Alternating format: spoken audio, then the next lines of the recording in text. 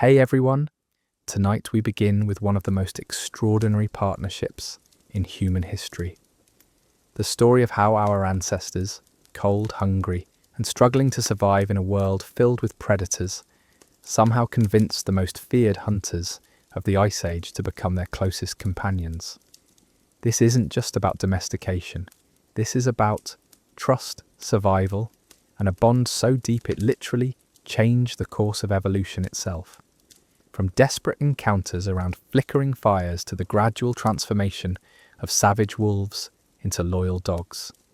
Their story is one of patience, courage, and perhaps the greatest gamble our species ever took. So before you settle in for the night, take a moment to like the video and subscribe, but only if you genuinely enjoy what we explore here together. And let me know in the comments where you're joining us from and what time it is for you. It's always fascinating to see who's travelling with us through these ancient stories. Now dim the lights, maybe turn on a fan for that gentle background hum, and let's drift into tonight's journey together. Picture this. You're living 30,000 years ago, huddled around a small family in what fire with will someday be called Europe. The world is locked in an ice age. Glaciers stretch like frozen oceans across continents. The landscape is harsh, unforgiving, and filled with creatures that see you not as the future rulers of the planet, but as potential dinner. Mammoths thunder across frozen plains. Saber-toothed cats prowl in shadows. Cave bears lumber through valleys twice the size of modern grizzlies. And somewhere out there in the darkness, yellow eyes watch your fire, calculating, patient. Those eyes belong to wolves. Not the wolves of today's nature documentaries, sleek and somewhat manageable behind the safety of a camera crew. These were dire wolves and their cousins, massive predators with jaws that could crush bone, pack hunters so efficient they had turned cooperation into an art form. They were everything early humans feared and respected, intelligent, social, deadly, and utterly wild. To most of our ancestors, wolves represented death waiting in the cold. But here's where the story gets interesting, because somewhere, somehow, a few brave, or perhaps desperate humans, looked at those gleaming eyes in the darkness and saw not just predators, but possibility. They saw creatures that hunted in groups, just like humans did. They saw intelligence that could be reasoned with, loyalty that could be earned, and strength that could be shared rather than feared. The transformation didn't happen overnight. We're not talking about a Disney movie where a friendly wolf pup wanders into camp and immediately becomes part of the family. This was a process that unfolded over thousands of years, marked by false starts, dangerous encounters, and moments of breakthrough that changed everything. The humans who first attempted this alliance were taking an enormous risk. One wrong move, one misread signal, and they could find themselves on the wrong end of a pack hunt. Yet they tried anyway, because survival in the Ice Age wasn't about playing it safe. It was about adaptation, innovation, and sometimes making alliances that seemed impossible. The humans who succeeded in this venture weren't just lucky. They were observant, patient, and willing to think beyond the immediate threat to see the long-term potential. What makes this story even more remarkable is that it happened independently in multiple places across the globe. From the frozen steppes of Siberia to the forests of what would become North America, early human groups were experimenting with this same dangerous relationship. They were learning to read wolf behavior, to understand pack dynamics, and slowly, carefully, to insert themselves into that ancient social structure. The wolves, for their part, were facing their own survival challenges. The Ice Age was ending, and with it, the massive herds of megafauna that had sustained them for millennia. Mammoths were disappearing. Giant elk were becoming scarce. The old hunting grounds were changing, and adaptation meant the difference between thriving and extinction. Some wolves looked at these strange upright creatures with their controlled fires and their tools and saw not competition, but opportunity. It started with the outcasts, most likely. The wolves that didn't quite fit into the rigid hierarchy of their packs. The ones who were curious rather than purely aggressive, who could tolerate proximity to humans without immediately attacking.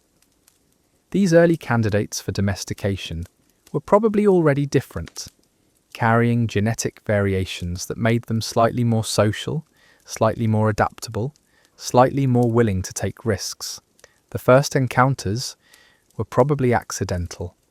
A lone wolf, perhaps injured or separated from its pack, following the scent of cooking meat to a human camp. Instead of driving it away with fire and stones, someone made a different choice. Maybe they threw scraps. Maybe they simply allowed the wolf to linger at the edge of the firelight. Small gestures that broke down the ancient barrier between predator and prey. Trust built slowly.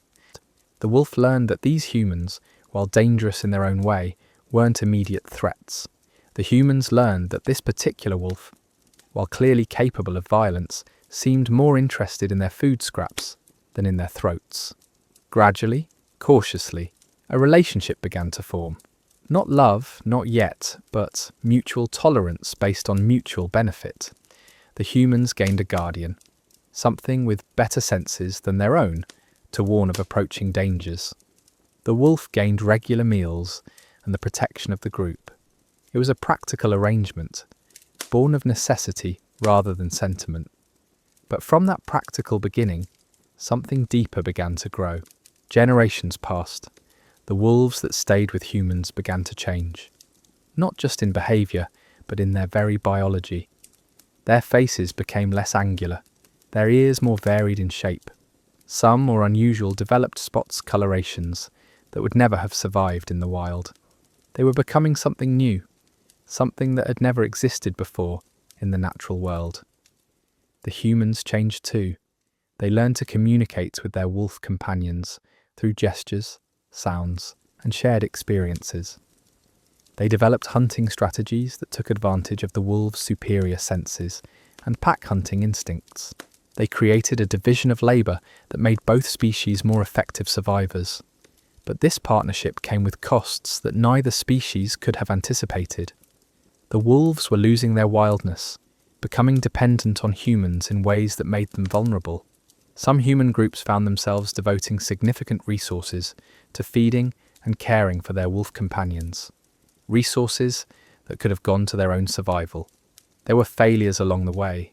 Human groups that tried to rush the process and ended up as meals for the very wolves they had hoped to tame. Wolves that couldn't adapt to human society and turned on their would-be partners. The fossil record hints at these tragedies, scattered bones that tell stories of experiments that went horribly wrong. Yet the successes, when they happened, were transformative. A human group with trained wolves could hunt larger prey, defend their territory more effectively, and travel greater distances with advance warning of dangers. The wolves, in return, found themselves part of a social structure that provided not just food, but purpose, hierarchy, and a form of belonging that transcended species. The process accelerated as humans learned to be more selective. They began to understand which wolves showed the most promise for domestication, which behaviours indicated a temperament suited for partnership rather than predation. They learned to work with wolf pack dynamics rather than against them, positioning themselves as alpha figures in mixed human-wolf social groups. Archaeological evidence from sites across Europe and Asia tells this story in fragments. Ancient hearths surrounded by both human and wolf bones, not as predator and prey, but as companions sharing the same living spaces. Tools designed specifically for caring for and working with canines. Cave paintings that show humans and wolves hunting together, moving as a coordinated unit across the prehistoric landscape. The genetic evidence is even more compelling. Modern dogs carry the DNA signatures of multiple wolf populations, suggesting that domestication happened not once, but several times in different locations.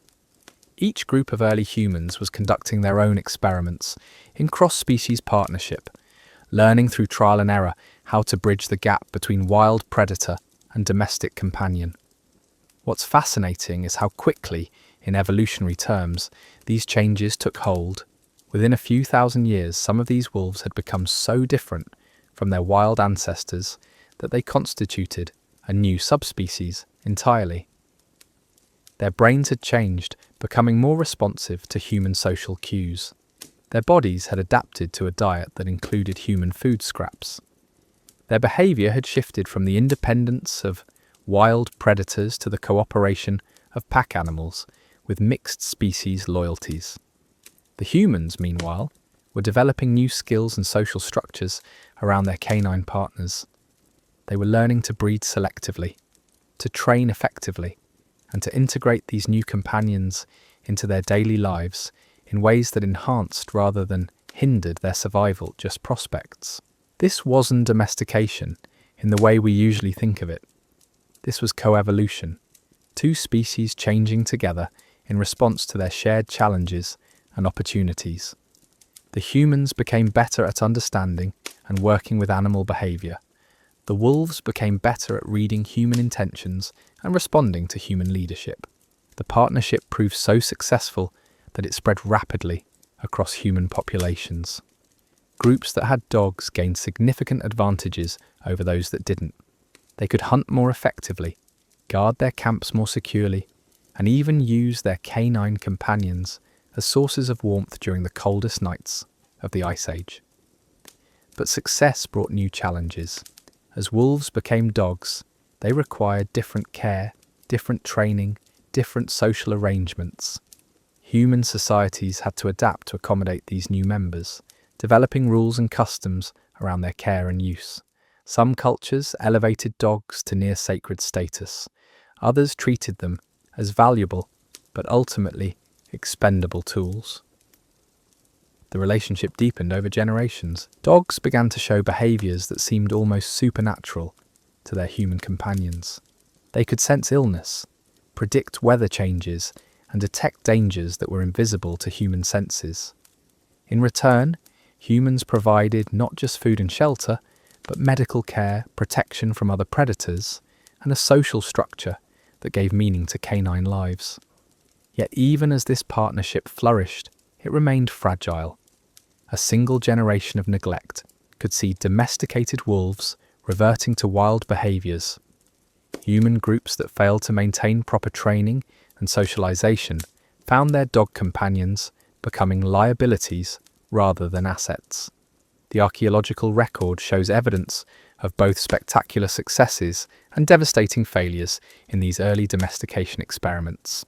Some sites reveal mass graves where dozens of early dogs were buried alongside their human families, suggesting relationships so deep that death itself couldn't break the bond. Other sites show scattered remains that hint at violent endings, partnerships that dissolved into predation when the delicate balance was disrupted. The most successful human-dog partnerships developed sophisticated communication systems. Humans learned to read subtle changes in canine body language, the difference between alertness and aggression, between playfulness and stress. Dogs, in turn, became masters at interpreting human gestures, vocal tones, and even facial expressions. They developed the ability to follow pointing, something that even our closest primate relatives struggle with. This communication breakthrough was revolutionary. For the first time in human history, we had partners who could understand our intentions without sharing our language. A raised hand could mean stop, a whistle could mean come, a gesture toward prey could coordinate an entire hunting strategy. The efficiency this created was staggering. Archaeological evidence from Siberian sites dating back over 15,000 years shows the sophistication these partnerships could achieve. Sled runners worn smooth by countless journeys across frozen landscapes, specialized harnesses crafted from mammoth hide and sinew, shelters designed to accommodate both human families and their canine companions during brutal winter months that could last 8 months of the year. The dogs themselves were changing in ways that went far beyond simple obedience. Their skulls were becoming more varied in shape, some developing the shortened muzzles that made them less efficient hunters but better companions. Their coat patterns diversified into combinations that would never appear in wild wolf populations. Some developed floppy ears, a trait that seems to emerge naturally in many domesticated species, possibly linked to the hormonal changes that come with reduced stress and aggression. But change was in their eyes perhaps the most significant. Wild wolves avoid direct eye contact with humans, seeing it as a threat or challenge.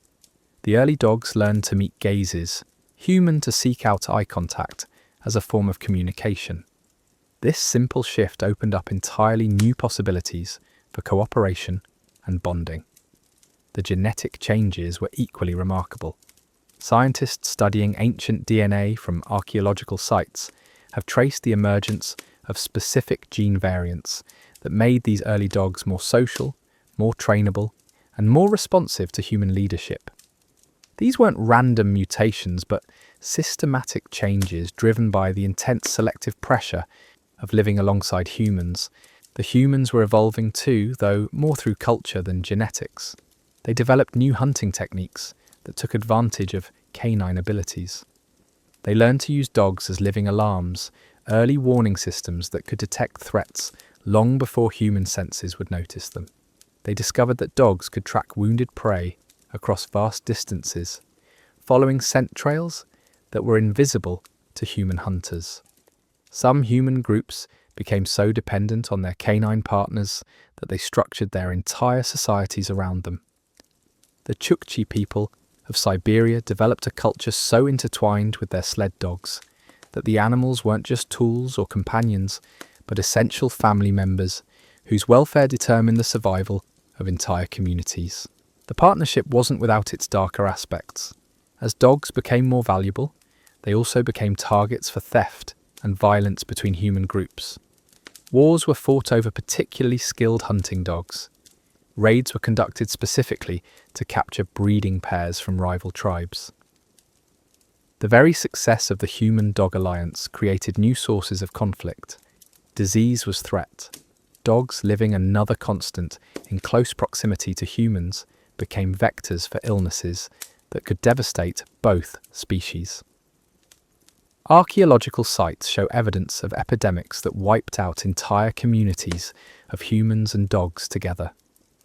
The intimacy that made the partnership so effective also made it incredibly vulnerable. Yet the alliance persisted and spread because the advantages so clearly outweighed the risks. A human group with well-trained dogs could claim territory that would be impossible to defend otherwise. They could hunt prey that would be too dangerous to approach without canine assistance. They could travel through hostile terrain with advance warning of threats. The dogs gained something equally valuable. They found themselves part of a social structure that provided not just survival, but purpose. Pack animals by nature, they were able to satisfy their need for hierarchy and belonging within human society.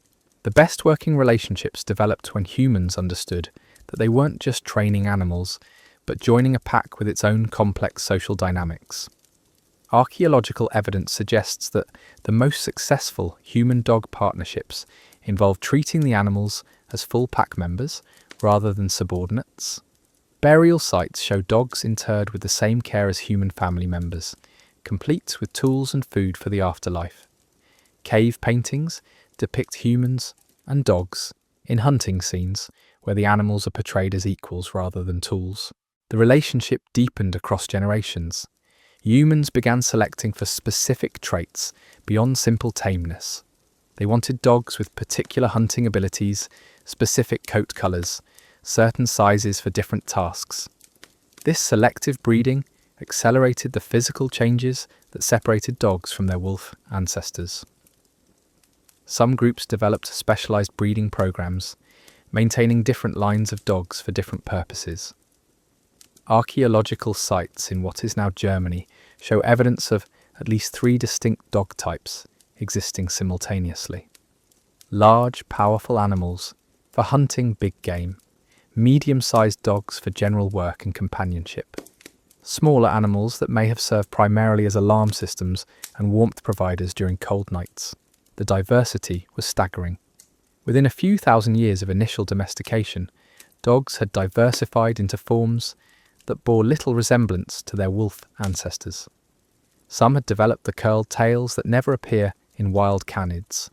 Others had coat patterns so distinctive they could be identified from fragments of preserved fur found in archaeological sites. This rapid diversification suggests that humans weren't just passively selecting for useful traits, but actively experimenting with canine genetics. They were conducting sophisticated breeding programs, crossing different lines to achieve specific goals, maintaining detailed knowledge of bloodlines and heredity that wouldn't be formally understood by science for thousands more years. The success of these programs can be seen in the spread of domestic dogs across human populations. By 12,000 years ago, dogs were present in human settlements from the Arctic to the tropics. Each population had adapted their canine partners to local conditions and needs, creating a stunning array of specialized forms. Arctic dogs developed thick double coats and webbed feet for traveling across snow and ice. Desert dogs evolved lean builds and efficient cooling systems for hot climates. Mountain dogs became sure-footed and powerful, capable of navigating treacherous terrain while carrying heavy loads. Forest dogs developed keen scenting abilities and the agility to pursue prey through dense undergrowth. Yet despite this diversity, all these dogs retained the fundamental traits that made the original partnership possible. They remained social animals capable of forming deep bonds with humans. They retained their ability to read human communication cues. Most importantly, they maintained their capacity for loyalty and cooperation that transcended species boundaries. The cultural impact was profound. Human societies began incorporating dogs into their mythology, their art, their spiritual beliefs. Cave paintings from sites across Europe show humans and dogs working together, playing together, living together as integrated communities. Some cultures developed elaborate burial rituals for their canine companions, treating their deaths with the same solemnity reserved for human family members. But the relationship wasn't uniformly positive across all human cultures. Some groups remained wary of the partnership, viewing dogs as competitors for resources or potential threats to human dominance. Archaeological evidence shows sites where dogs were clearly present, but treated more as livestock than companions, valued primarily for their meat and fur rather than their working abilities. These cultural differences created different evolutionary pressures on dog populations. Groups that valued their dogs as partners continued to select for intelligence, loyalty, and specialized working abilities. Groups that viewed them primarily as resources selected for size, meat production, and docility. The result was an even greater diversification of canine forms and behaviors. The most successful partnerships seem to occur in environments where human survival was most challenging. Arctic peoples developed the closest relationships with their dogs, depending on them not just for hunting and transportation, but for warmth and companionship during the long, dark winter months. The bonds formed in these extreme conditions were so strong that they became central to cultural identity. In more temperate regions, where human survival was less dependent on canine assistance, the relationships remained more utilitarian. Dogs served important functions but weren't necessarily viewed as family members. This created different selective pressures, leading to dogs that were effective workers but perhaps less emotionally bonded to their human partners. The partnership continued to evolve as human societies became more complex. As humans developed agriculture and began living in permanent settlements, dogs adapted to these new environments. They learned to guard stored grain from rodents, to protect livestock from predators, and to serve as sentries for increasingly valuable property. Archaeological sites from early agricultural settlements show evidence of dogs taking on these new roles. Granaries protected by strategically placed doghouses. Livestock pens designed with canine guardians in mind. Settlement layouts that took advantage of canine patrol patterns to maximize security coverage. But this transition to agricultural life also created new challenges for the human-dog partnership. Dogs adapted to hunting and traveling with nomadic groups had to adjust to sedentary lifestyles. Some thrived in these new conditions, finding purpose in guarding and companionship. Others struggled with the reduced activity and social changes, leading to behavioral problems that required new training techniques. The humans had to adapt as well, developing new methods for managing larger populations of dogs in confined spaces. They learned about canine nutrition, healthcare, and breeding in more systematic ways. They began to understand the importance of early socialization, proper exercise, and mental stimulation for maintaining healthy, well-behaved canine companions. Evidence from these early settlements suggests that humans were developing increasingly sophisticated understanding of canine psychology and behavior.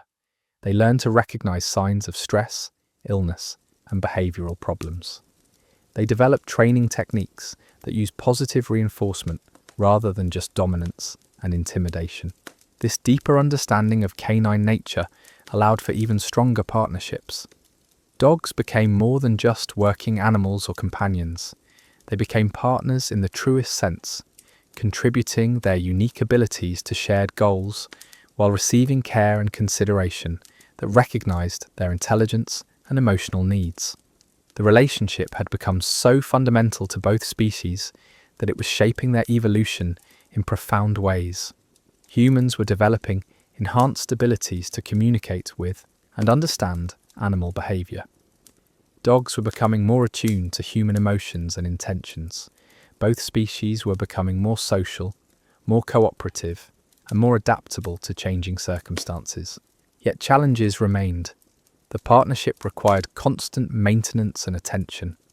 A single generation of neglect could see carefully developed bloodlines reverting to more primitive behaviors. Human societies that failed to maintain proper training traditions found themselves dealing with dogs that were more liability than asset. Disease continued to be a major threat. The close contact between humans and dogs created ideal conditions for the transmission of parasites and infections. Archaeological sites show evidence of epidemics that devastated both populations simultaneously. The intimacy that made the partnership so effective also made it incredibly vulnerable to biological threats. Despite these ongoing challenges, the partnership between humans and early dogs continued to deepen and diversify in ways that would have seemed impossible to those first brave souls who chose cooperation over conflict around ancient fires. The dogs were developing specialized roles that went far beyond simple hunting assistance or camp protection. Some became trackers, so skilled they could follow day-old scent trails across miles of varied terrain. Others evolved into guardians, so attuned to human family dynamics that they could distinguish between legitimate visitors and potential threats through subtle behavioral cues that even experienced humans might miss. The breeding programs became increasingly sophisticated as human understanding of inheritance patterns grew through observation and experimentation. Archaeological evidence from sites in Central Asia shows what appear to be deliberate attempts to create dogs with specific physical characteristics. Larger skulls for more powerful bites, longer legs for greater speed and endurance, thicker coats for harsh winter conditions. These weren't random changes, but systematic modifications guided by human intention and canine cooperation. Some human groups began developing what we might recognize today as formal training programs. Cave paintings from sites in what is now France depict what appear to be teaching scenarios, humans demonstrating hunting techniques to young dogs, while adult canines observe and participate. The sophistication of these programs suggests that humans had begun to understand that effective partnership required not just selection for useful traits, but active education and socialization. The dogs themselves were becoming teachers within their own communities. Older, experienced working dogs began taking active roles in training younger animals, passing on hunting techniques, territorial boundaries, and social protocols that couldn't be communicated directly by humans. This created a cultural transmission system within canine populations that paralleled human knowledge sharing.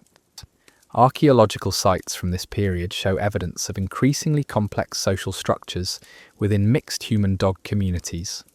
Burial patterns suggest hierarchies that included both species, with some dogs receiving burial honours typically reserved for important human community members. Tool caches include implements specifically designed for canine care and training, indicating that maintaining these partnerships had become a specialised skill requiring dedicated resources and expertise. The partnership was also driving innovations in human technology and social organisation.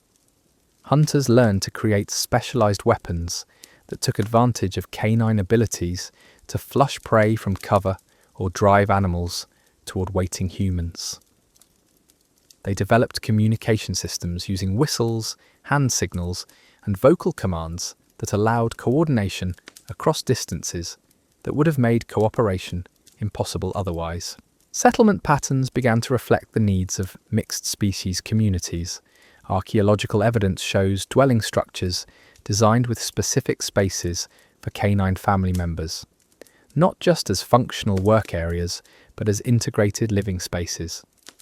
Fire pits positioned to provide warmth for both humans and dogs.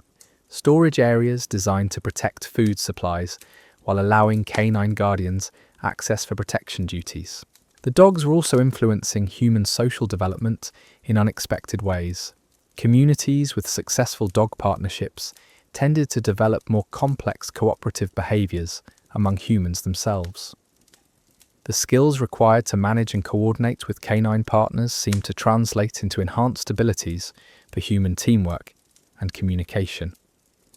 Groups that learned to work effectively with dogs became more successful at internal cooperation and coordination. Trade networks began incorporating dogs as valuable commodities in their own right. Evidence from sites across Eurasia shows that particularly skilled working dogs or breeding animals distant human communities. These exchanges weren't just economic transactions, but cultural ones, spreading training techniques, breeding knowledge, and partnership strategies across vast geographical distances. The genetic evidence from period shows this accelerating changes in both species. Dog populations were developing region-specific adaptations at unprecedented rates. Arctic dogs were evolving enhanced cold tolerance and specialized paw structures for traveling on ice and snow.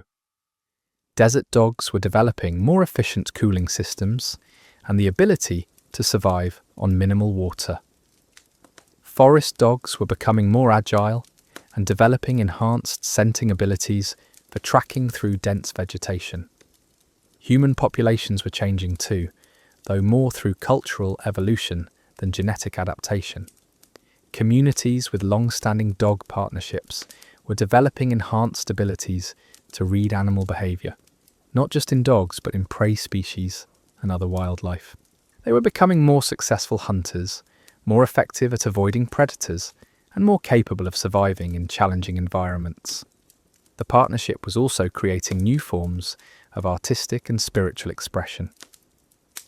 Cave paintings from this era show increasingly sophisticated depictions of human-dog relationships, not just as functional partnerships, but as emotional bonds. Some images appear to show dogs in ceremonial contexts, suggesting they had begun to play roles in human, spiritual, and social rituals beyond their practical contributions. Religious and mythological systems began incorporating dogs as important figures. Archaeological evidence suggests that some human cultures had begun to view dogs as bridges between the human and natural worlds, creatures that could navigate both civilized and wild spaces with equal skill. This spiritual dimension added new depth to partnerships that had begun as purely practical arrangements. The training methods continued to evolve as humans gained deeper understanding of canine psychology and learning patterns. Evidence suggests that successful dog-human partnerships were built on mutual respect and understanding, rather than simple dominance. Humans learned to work with natural canine behaviors rather than against them, creating training systems that enhanced rather than suppressed natural abilities. Some communities developed specialized roles for different types of human-dog partnerships. Master trainers who focused exclusively on developing and maintaining canine abilities. Breeding specialists who understood the complexities of genetic inheritance and selection. Healers who specialized in canine health and injury treatment.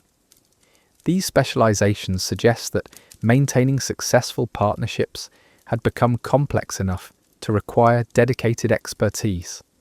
The dogs were developing increasingly sophisticated communication abilities with their human partners. Archaeological evidence includes what appear to be standardized gesture systems, suggesting that human-dog communication had evolved beyond simple commands into more complex informational exchanges. Dogs were learning to report on conditions beyond immediate sensory range, to indicate the presence of specific types of prey or danger, and to communicate complex spatial information about terrain and travel conditions. Trade relationships were also evolving around canine partnerships. Communities with particularly successful breeding programs or training methods found themselves with valuable resources to exchange with neighboring groups. Dogs became diplomatic gifts, cementing alliances between human communities and spreading successful partnership techniques across cultural boundaries. The partnership was creating positive feedback loops that accelerated development for both species. More successful human communities could support larger dog populations, which provided more opportunities for selective breeding and specialized training. Better trained dogs made their human partners more successful, creating resources that could be invested in further improving the partnership. Archaeological sites from this period show evidence of increasingly permanent structures dedicated to canine care and training. Purpose-built shelters with features designed specifically for dog comfort and health. Training areas with obstacles and challenges designed to develop specific skills. Storage facilities for specialized canine equipment and food supplies. These investments suggest that maintaining dog partnerships had become a central priority for many human communities. The dogs themselves were beginning to show signs of what we might recognize today as breed-specific behaviors. Some lines were developing enhanced pointing instincts for bird hunting. Others were showing increased herding behaviors that would later prove valuable for managing livestock. Still others were developing enhanced guarding instincts and territorial behaviors that made them more effective protectors of human settlements and resources. Human cultures were also adapting their social structures to accommodate canine family members. Legal systems began developing rules about dog ownership, breeding rights, and responsibilities for canine behavior. Marriage customs sometimes included negotiations about dog partnerships and breeding programs. Inheritance systems expanded to include valuable working dogs as heritable property. The partnership was becoming so fundamental to human society that communities without dogs were at significant disadvantages. They struggled to compete in hunting, had difficulty defending their territories, and found themselves excluded from trade networks that had developed around canine partnerships. The evolutionary pressure to develop successful dog relationships was becoming intense. Yet not all human groups succeeded in maintaining these partnerships. Archaeological evidence shows numerous sites where dog domestication appears to have failed, reverting to more distant or even hostile relationships between the species. These failures often seem connected to environmental pressures, cultural disruptions, or simple lack of knowledge about proper canine care and training. The successful partnerships were creating new forms of human identity and cultural expression. Communities began identifying themselves through their relationships with specific dog lineages or training traditions. Artistic representations showed humans and dogs not just working together, but sharing emotional bonds that transcended the practical requirements of survival. Archaeological evidence from burial sites shows that the emotional dimensions of human-dog partnerships were becoming as important as their practical benefits. Dogs buried with elaborate grave goods, positioned as if sleeping alongside their human companions, treated with the same ritual care as human family members. These practices suggest that the bonds formed between species had become deep enough to persist even beyond death. The dogs were also developing new forms of social organization within their mixed species communities. Pack structures were adapting to include humans as legitimate pack members, with complex hierarchies that recognized both human leadership and canine expertise in different domains. Young dogs were learning not just from their canine elders, but from human teachers, creating unprecedented forms of cross-species cultural transmission. Training programs were becoming more systematic and comprehensive.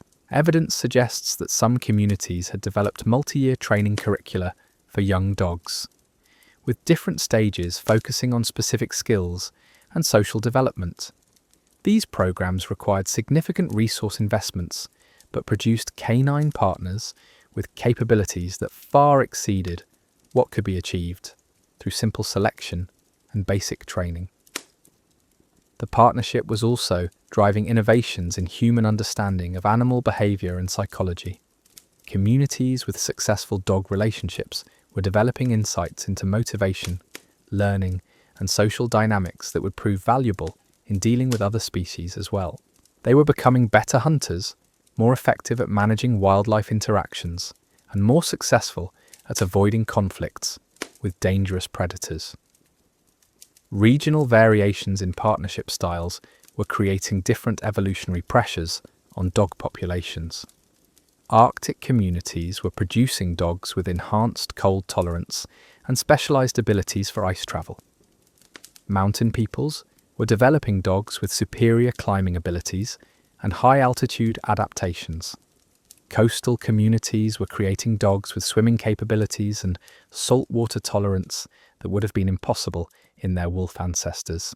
These regional adaptations were happening remarkably quickly, suggesting that the selective pressures created by human partnership were far more intense than anything dogs had experienced in their natural evolution. The partnership was accelerating evolutionary change in ways that created new possibilities for both species. The archaeological record also shows evidence of failure and tragedy alongside success and innovation. Sites where entire communities seem to have been destroyed by conflicts over valuable dogs. Burial grounds where humans and dogs died together, possibly from disease or environmental disasters that struck mixed species communities with particular severity. Yet the overall trajectory remained positive. The partnership between humans and dogs was becoming more sophisticated, more emotionally complex, and more fundamental to human society with each passing generation. The foundations were being laid for relationships that would eventually transform both species and create new possibilities that neither could have achieved alone. Archaeological evidence suggests that by this point in history, the partnership had become so successful that it was beginning to influence human settlement patterns and territorial expansion. Communities with effective dog partnerships were able to colonize territories that would have been too dangerous or resource poor for humans alone. They were pushing into Arctic regions, mountainous terrain, and dense forests that had previously been beyond human reach. The dogs were making these expansions possible through their superior senses, their ability to detect and deter predators, and their assistance in hunting the specialized prey that lived in these challenging environments. They were serving as advanced scouts, early warning systems, and partners in exploitation of resources that humans couldn't access effectively on their own. These territorial expansions were creating new opportunities for further partnership development. Different environments demanded different canine abilities, driving continued specialization and breeding programs. The diversity of dog types was exploding as human communities adapted their canine partners to local conditions and opportunities. The partnership was also becoming more reciprocal in unexpected ways. Dogs were beginning to influence human behavior and decision-making in sophisticated ways. Their superior senses were allowing them to detect environmental changes, approaching weather systems, and resource opportunities that humans might miss. Successful human communities were learning to pay attention to canine behavior and incorporate their observations into planning and strategy. Archaeological sites from this period show evidence of what appear to be formal consultation systems, where human leaders would observe canine behavior before making important decisions about travel routes, hunting strategies, or defensive preparations. The dogs had become advisors as well as partners, contributing intelligence and perspective that enhanced human decision-making capabilities. The complexity of these early consultation systems reveals just how far the partnership had evolved beyond simple domestication. Archaeological evidence from sites in what is now Scandinavia shows circular meeting areas where human footprints and dog paw prints are preserved in ancient clay, suggesting formal gatherings where canine input was systematically incorporated into community decisions. These weren't casual observations, but structured interactions where dogs were positioned as integral members of the decision-making process. The dogs themselves were developing increasingly sophisticated ways of communicating their observations to human partners. Evidence suggests they learned to use different types of body language, vocalizations, and positioning to convey specific types of information. A particular stance might indicate the presence of large game. A specific whining pattern could signal approaching weather changes. Positioning near certain objects or locations could communicate complex territorial or resource information that would take humans much longer to discover independently. Archaeological sites from this era reveal specialized training areas where humans appear to have been teaching dogs not just to respond to commands but to report information actively. Circular stone arrangements with sightlines to different compass directions suggest systematic training in directional communication.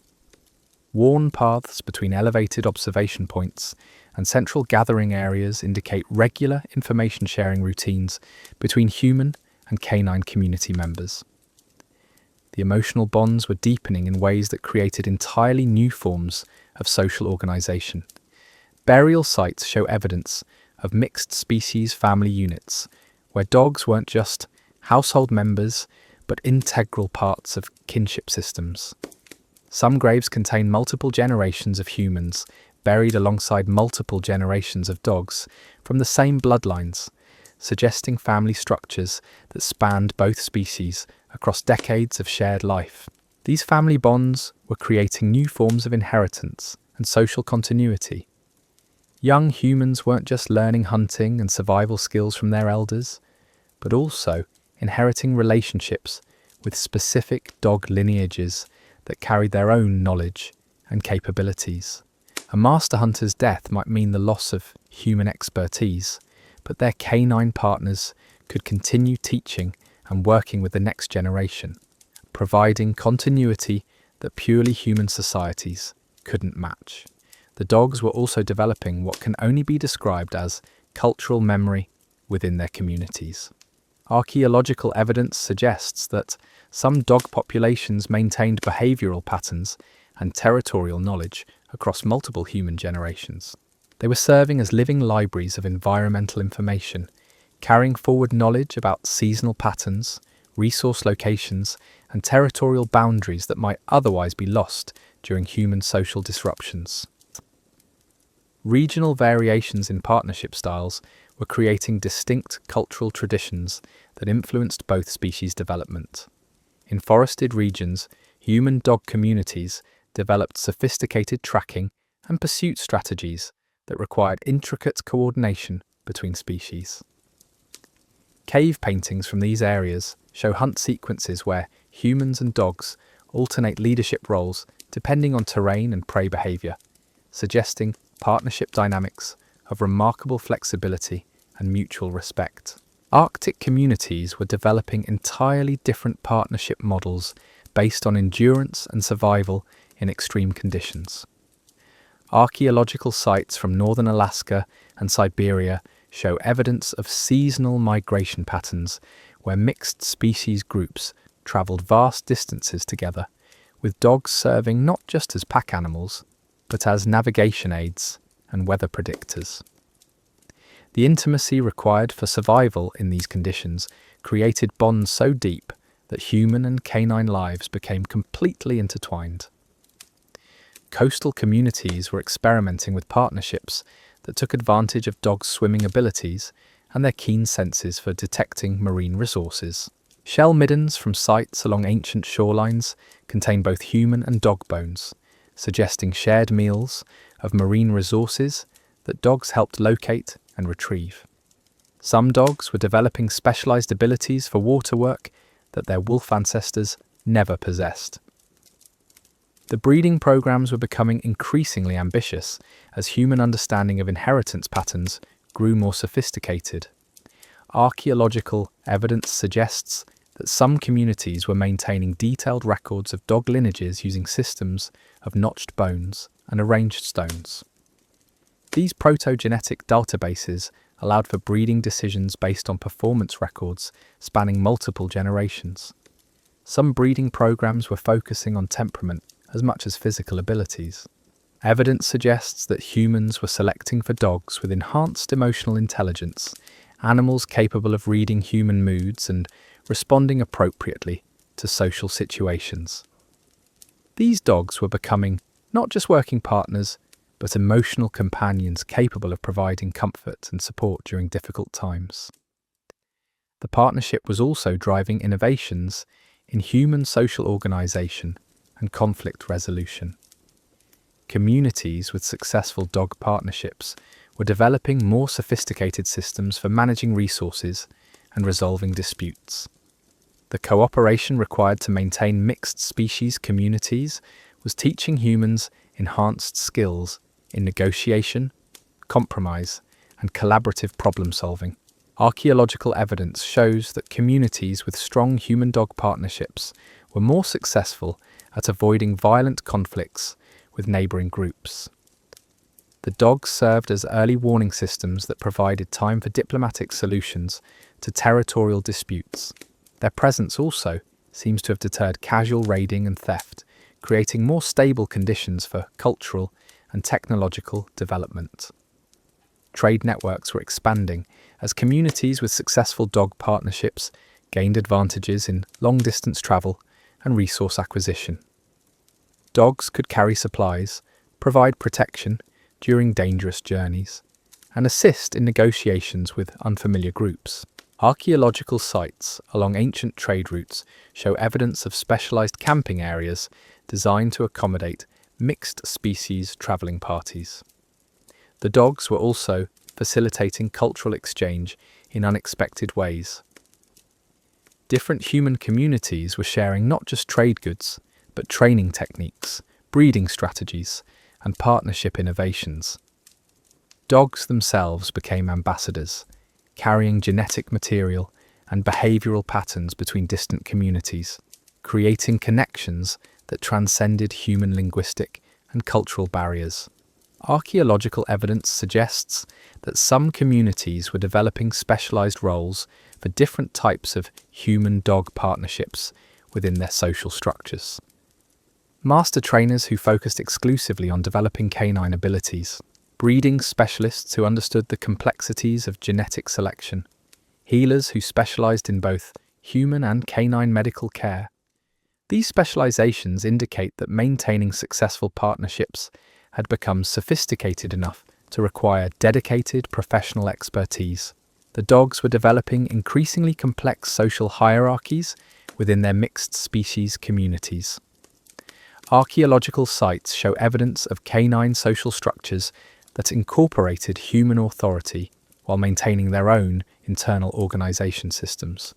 Alpha dogs were learning to defer to human leadership, in some contexts while maintaining their authority over other dogs in different situations. Training methods were becoming more sophisticated as humans developed deeper understanding of canine psychology and learning patterns. Evidence suggests that successful partnerships were built on positive reinforcement and mutual respect rather than dominance and intimidation. Humans were learning to work with natural canine instincts rather than suppressing them, creating training systems that enhanced natural abilities while building cooperative behaviors. Some communities were developing what appear to be formal education systems for both young humans and young dogs. Archaeological sites show areas that seem designed for mixed species learning, where human children and canine puppies learn together under the guidance of both human teachers and experienced adult dogs. These early childhood partnerships were creating bonds that lasted throughout both species' lifetimes. The partnership was also influencing human spiritual and artistic development. Cave paintings from this era show increasingly sophisticated depictions of human-dog relationships, not just as working partnerships, but as emotional and dogs in ceremonial contexts, suggesting they'd spiritual bonds. Some images appear to show had begun playing and social rituals, roles in human religious. Archaeological evidence indicates that some human cultures were developing mythological systems that incorporated dogs as important spiritual figures. Burial sites contain elaborate grave goods specifically designed for canine afterlife needs, suggesting belief systems that recognized dogs as possessing souls worthy of respect and continued existence beyond death. The dogs were also contributing to human artistic expression in practical ways. Their superior senses were helping humans locate pigments and materials for cave painting and decoration at. Their presence artistic sites suggests they may have served as subjects for artistic practice, helping humans develop skills in observation and representation that enhanced their overall cultural development. Regional artistic traditions were beginning to reflect the specific types of human-dog partnerships that characterized different communities. Arctic sites show artistic representations emphasizing endurance and survival themes. Forest communities produced art focusing on hunting and tracking scenes. Coastal areas developed artistic traditions celebrating marine partnerships and water-based cooperation. The partnership was creating new forms of human identity that transcended traditional kinship and tribal boundaries. Communities were beginning to identify themselves through their relationships with specific dog lineages and training traditions. Archaeological evidence suggests that some groups were forming alliances based on shared canine heritage rather than purely human genealogical connections. Marriage customs were adapting to incorporate canine partnerships into family formation processes. Some burial sites suggest that successful marriages required not just compatibility between human partners, but successful integration of their respective dog families. Young people were learning to evaluate potential partners, partly based on their relationships with and skills in managing canine companions. The dogs were developing new forms of territorial behavior that complemented human settlement patterns. Instead of maintaining purely instinctual territories, they were learning to recognize and defend human-designated boundaries. This cognitive flexibility allowed mixed species communities to establish more complex territorial arrangements that maximized resource utilization while minimizing conflicts with neighbors. Archaeological sites show evidence of increasingly sophisticated border marking systems that incorporated both human and canine territorial indicators. Stone markers positioned at dog scent marking locations suggest coordinated territorial management that took advantage of both human strategic thinking and canine instinctual boundary recognition. The partnership was also driving innovations in human understanding of animal behavior and psychology that extended beyond dogs to other species. Communities with successful dog relationships were becoming more effective at managing interactions with prey animals, avoiding dangerous predators, and even domesticating other species for specific purposes. Some archaeological sites show evidence of early experiments in domesticating other animals that appear to have been influenced by lessons learned from dog partnerships. Attempts at taming deer, birds, and even small carnivores using techniques developed through human-dog cooperation. Not all of these experiments succeeded, but they demonstrate that the partnership was teaching humans generalizable skills in cross-species communication and cooperation. The dogs were also serving as bridges between human communities and the broader natural world. Their ability to read environmental cues and predict natural phenomena was helping humans develop more sophisticated understanding of ecological systems and seasonal patterns. Archaeological evidence suggests that communities with strong dog partnerships were more successful at predicting and preparing for environmental changes. Seasonal migration patterns were becoming more precise and efficient as dogs contributed their environmental sensing abilities to human planning processes. Archaeological sites along migration routes show evidence of increasingly standardized camping locations and resource management strategies that suggest systematic cooperation between human knowledge and canine environmental awareness. The partnership was creating positive feedback loops that accelerated cultural and technological development for both species. More successful human communities could support larger and more diverse dog populations, providing more opportunities for specialized breeding and training. Better trained dogs' resource acquisition made their human partners more successful at and territorial expansion, creating surpluses that could be invested in further partnership development. Archaeological evidence shows that communities with the most successful dog partnerships were also the most innovative in other areas of technology and social organization. They developed more sophisticated tools, more complex trade networks, and more effective systems for managing resources and resolving conflicts. The cooperation skills learned through dog partnership were translating into enhanced human social abilities. The dogs were developing increasingly specialized roles that went far beyond their original functions as hunting assistants and camp guardians. Some were becoming specialized messengers, carrying communications between distant human communities. Others were developing enhanced abilities for detecting valuable resources like water sources, mineral deposits, or particularly productive hunting grounds. Archaeological sites contain evidence of what appear to be specialized equipment designed for specific canine roles. Leather pouches sized for carrying messages or small trade items. Protective gear for dogs working in dangerous conditions. Specialized feeding equipment for working dogs with particular nutritional needs. These innovations suggest that supporting canine partners had become a sophisticated technological challenge, requiring dedicated resources and expertise.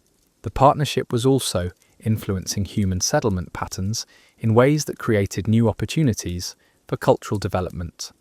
Communities with effective dog partnerships could establish settlements in locations that would have been too dangerous or resource poor for humans alone. This territorial expansion was exposing human communities to new environments and challenges that drove further innovation and adaptation. Archaeological evidence suggests that some of the most important technological innovations of this period emerged from communities that had pushed into challenging environments with the help of their canine partners. New hunting techniques, improved shelter designs, enhanced clothing and equipment adapted for extreme conditions. The partnership was literally opening new worlds for human exploration and development. The dogs were becoming more than partners in these ventures. They were becoming teachers, showing humans how to adapt to new environments through their own behavioral modifications. Arctic dogs teaching humans about snow travel and cold weather survival. Desert dogs demonstrating water conservation and heat management. Mountain dogs showing techniques for navigating difficult terrain and high-altitude conditions. The cultural exchange facilitated by dog partnerships was creating unprecedented opportunities for human learning and development. Communities separated by vast distances were sharing knowledge and innovations through trade networks that depended on canine assistance for transportation and protection. Archaeological sites show evidence of technologies and artistic styles spreading much more rapidly than would have been possible through purely human networks.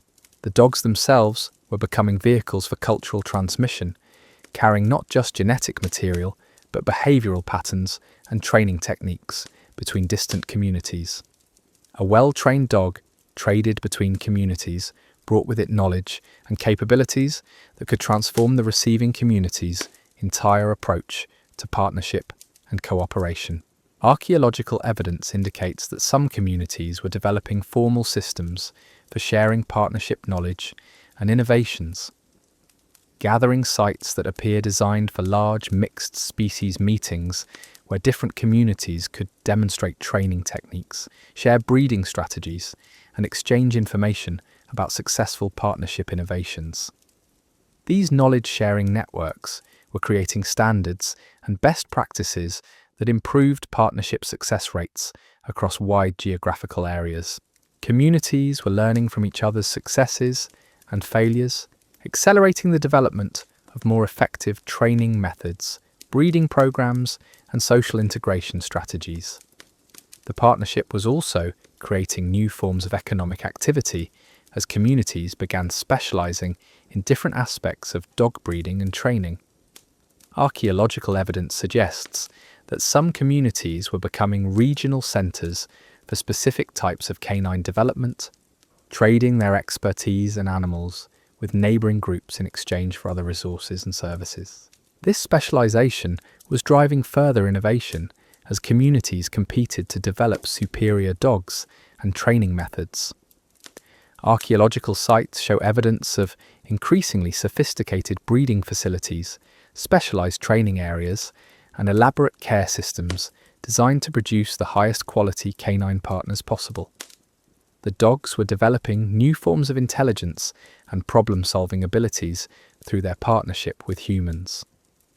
Archaeological evidence suggests that some dogs were learning to use tools, manipulate their environment in sophisticated ways, and even engage in what appears to be planning behavior for future activities. These cognitive developments were creating new possibilities for partnership that went beyond anything seen in wild canid populations. Dogs were becoming genuine intellectual partners, capable of contributing original ideas and solutions to complex challenges facing their mixed species communities. The partnership had evolved into something that would have been unrecognizable to those first brave humans who chose cooperation over conflict around ancient fires. What had begun as a desperate alliance for mutual survival had become a relationship of such depth and complexity that it was fundamentally changing both species in ways that would influence the entire future course of life on Earth. The archaeological record from this period reveals something truly remarkable happening in the relationship between humans and their canine partners. We begin to see evidence of what can only be described as genuine communication breakthroughs, moments where the barrier between species became so thin that it was almost transparent. Sites across what is now Central Europe show carved bone fragments with systematic markings that appear to correspond to different types of canine behavior and responses. These weren't simple tally marks or decorative patterns. They were information systems, early databases of canine knowledge that humans were maintaining across generations. The sophistication of these record-keeping systems suggests that human communities had begun to understand that successful partnerships required more than intuition and trial and error. They needed systematic knowledge, careful observation, and the ability to pass complex information from one generation to the next. Archaeological evidence shows that some communities were maintaining what appear to be breeding records, training logs, and performance evaluations for their canine partners, spanning multiple decades. But the dogs weren't passive subjects in this documentation process. Evidence suggests they were actively contributing to the knowledge-gathering efforts through increasingly sophisticated forms of communication. Wear patterns on ancient bone whistles show that different tonal combinations were being used systematically, creating what amounts to a proto-language between species. Some sites contain arrangements of stones and bones that appear to have been positioned by dogs themselves, suggesting they had learned to leave messages or markers for their human partners. The emotional complexity of these relationships was reaching unprecedented depths. Burial sites from this era show evidence of grief rituals that included both species mourning their dead together. Archaeological excavations have uncovered graves where elderly dogs were buried with the personal possessions of their deceased human partners, suggesting that the surviving animals were recognized as inheriting not just property, but emotional connections that transcended death itself. Some burial sites show evidence of dogs that appear to have died shortly after their human companions, not from violence or disease, but from what can only be described as grief. These animals were buried with the same ceremonial care as their human partners, positioned as if they had chosen to follow their companions into whatever afterlife the community believed awaited them. The implications are staggering. These weren't just working relationships or even simple companionship bonds. They had become emotional partnerships so deep that the death of one partner could literally break the heart of the other. The training methods being developed during this period were becoming almost supernatural in their effectiveness. Archaeological sites show evidence of dogs performing tasks that required not just obedience, but genuine understanding and creative problem-solving. Specialized obstacle courses carved into rock formations suggest training programs that were teaching dogs to think independently while still cooperating with human guidance. These weren't simple command and response exercises, but educational programs designed to develop canine intelligence and decision-making abilities. The dogs were learning to read human emotions and intentions with uncanny accuracy. Archaeological evidence suggests that some dogs were being trained to respond not just to verbal commands or hand signals, but to subtle changes in human facial expressions, body posture, and even breathing patterns. They were becoming so attuned to their human partners that they could predict before conscious and needs-behavior decisions were even made. Regional variations in training approaches were creating distinct schools of partnership philosophy. In mountainous regions, archaeological sites show evidence of training methods that emphasized independence and individual decision-making, preparing dogs for situations where they might need to act without direct human guidance. Coastal communities developed training approaches that focused on teamwork and coordination, creating dogs that could work seamlessly with human partners in complex aquatic environments. Forest communities were developing what appear to be the most sophisticated communication systems, with dogs learning to report detailed information about prey behavior, territorial changes, and environmental conditions through complex combinations of body language, vocalizations, and positioning. Some sites show evidence of dogs that could apparently distinguish between dozens of different scent signatures and communicate their findings to human partners through standardized behavioral codes. The breeding programs were reaching levels of sophistication that wouldn't be matched again until modern scientific approaches to genetics. Archaeological evidence suggests that some communities were maintaining breeding records spanning 8 or more generations, tracking not just physical characteristics, but behavioral traits, learning abilities, and even personality characteristics. They were conducting selective breeding programs based on criteria so complex that they required dedicated specialists to manage effectively. Some communities appear to have been breeding for traits that had no immediate practical value, but enhanced the emotional and social aspects of human-dog partnerships. Dogs with enhanced empathy, animals capable of providing comfort during human emotional distress, companions that could detect and respond to human illness or psychological trauma. These breeding goals suggest that the partnership had evolved far beyond simple survival cooperation into something approaching genuine interspecies family relationships. Archaeological sites contain evidence of medical knowledge and veterinary practices that were surprisingly advanced for their time. Specialized tools for canine dental care, surgical implements designed for treating dog injuries, and what appear to be pharmaceutical preparations specifically formulated for canine health problems.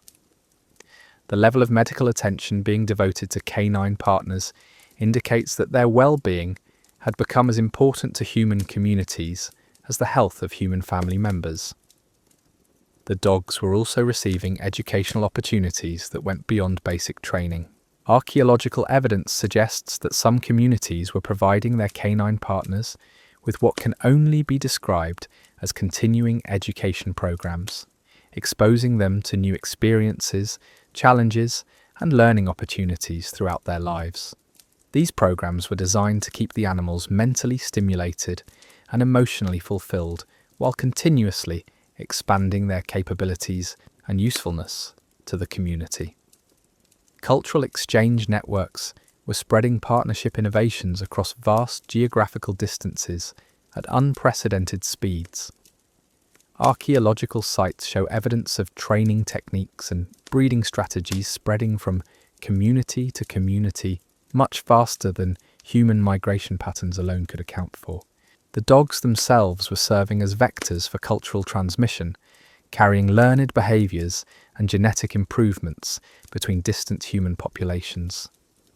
Some communities were developing what appear to be formal educational institutions dedicated to human-dog partnership development. Archaeological sites contain structures for training, designed specifically that seam both young humans and young dogs together, creating integrated learning environments where both species developed partnership skills from early ages.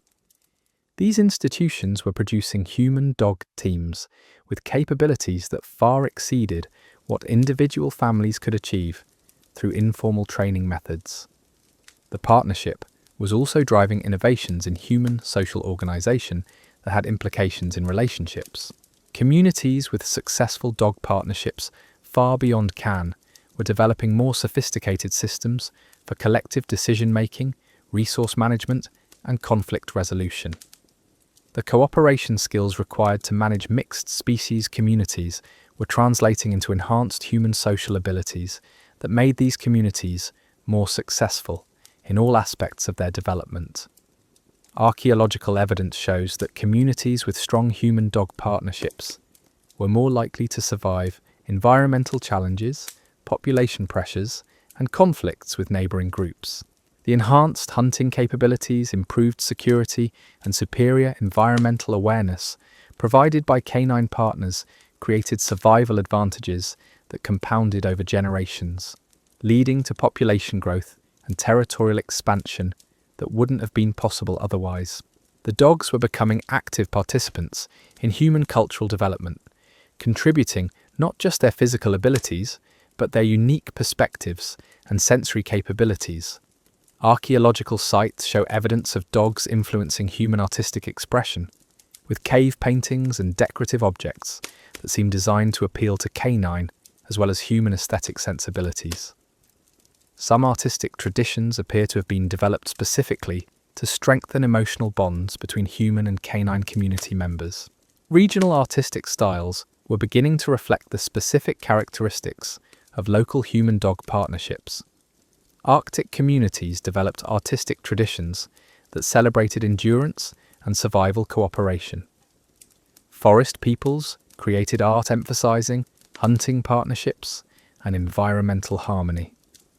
Coastal cultures produced artistic expressions that featured marine cooperation and water-based teamwork. These artistic traditions weren't just decorative, but served important social functions in reinforcing partnership values and transmitting knowledge across generations. The spiritual dimensions of human-dog partnerships were becoming increasingly complex and sophisticated. Archaeological evidence suggests that some communities were developing religious practices that included dogs as full participants rather than just symbolic representations. Ceremonial sites show evidence of rituals designed to strengthen spiritual bonds between species and to recognize canine partners as possessing souls worthy of religious consideration. Some burial sites contain evidence of elaborate afterlife preparations for canine partners, including grave goods specifically designed for dog needs in whatever spiritual realm the community believed awaited them. These preparations weren't just gestures of affection, but represented genuine belief systems that recognized dogs as spiritual beings deserving of the same religious attention devoted to human community members. The partnership was also influencing human understanding of the natural world and their place within it. Communities with strong dog relationships were developing more sophisticated ecological knowledge, better understanding of seasonal patterns, and enhanced ability to predict and adapt to environmental changes. The dogs were serving as living bridges between human intelligence and natural wisdom, helping their partners develop more harmonious relationships with their environments. Archaeological sites show evidence of resource management practices that took advantage of canine environmental sensing abilities.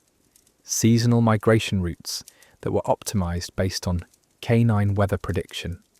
Hunting strategies that incorporated dog knowledge of prey behavior patterns. Settlement locations chosen partly based on canine assessment of environmental conditions and resource availability. The economic implications of successful human-dog partnerships were becoming increasingly apparent. Communities with superior canine partners gained significant advantages in trade, resource acquisition, and territorial expansion. Archaeological evidence shows that some communities were becoming wealthy, specifically through their excellence in dog breeding and training, creating economic systems based on canine expertise and partnership capabilities. Trade networks were developing specialized routes and protocols for transporting valuable dogs between communities. Archaeological sites along these trade routes show evidence of specialized facilities designed to care for traveling dogs, suggesting that canine commerce had become sophisticated enough to require dedicated infrastructure and professional expertise.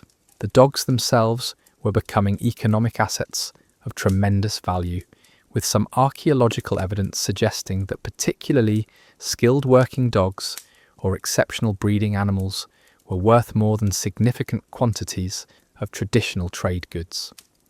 This economic value was driving further improvements in breeding programs, training methods, and care practices as communities competed to develop the most valuable canine partners possible. Marriage customs and family formation practices were adapting to incorporate canine partnerships into human social structures. Some archaeological sites suggest that successful marriages required not just compatibility between human partners, but successful integration of their respective dog families. Young people were learning to evaluate potential spouses, partly based on their relationships with and skills in managing canine companions.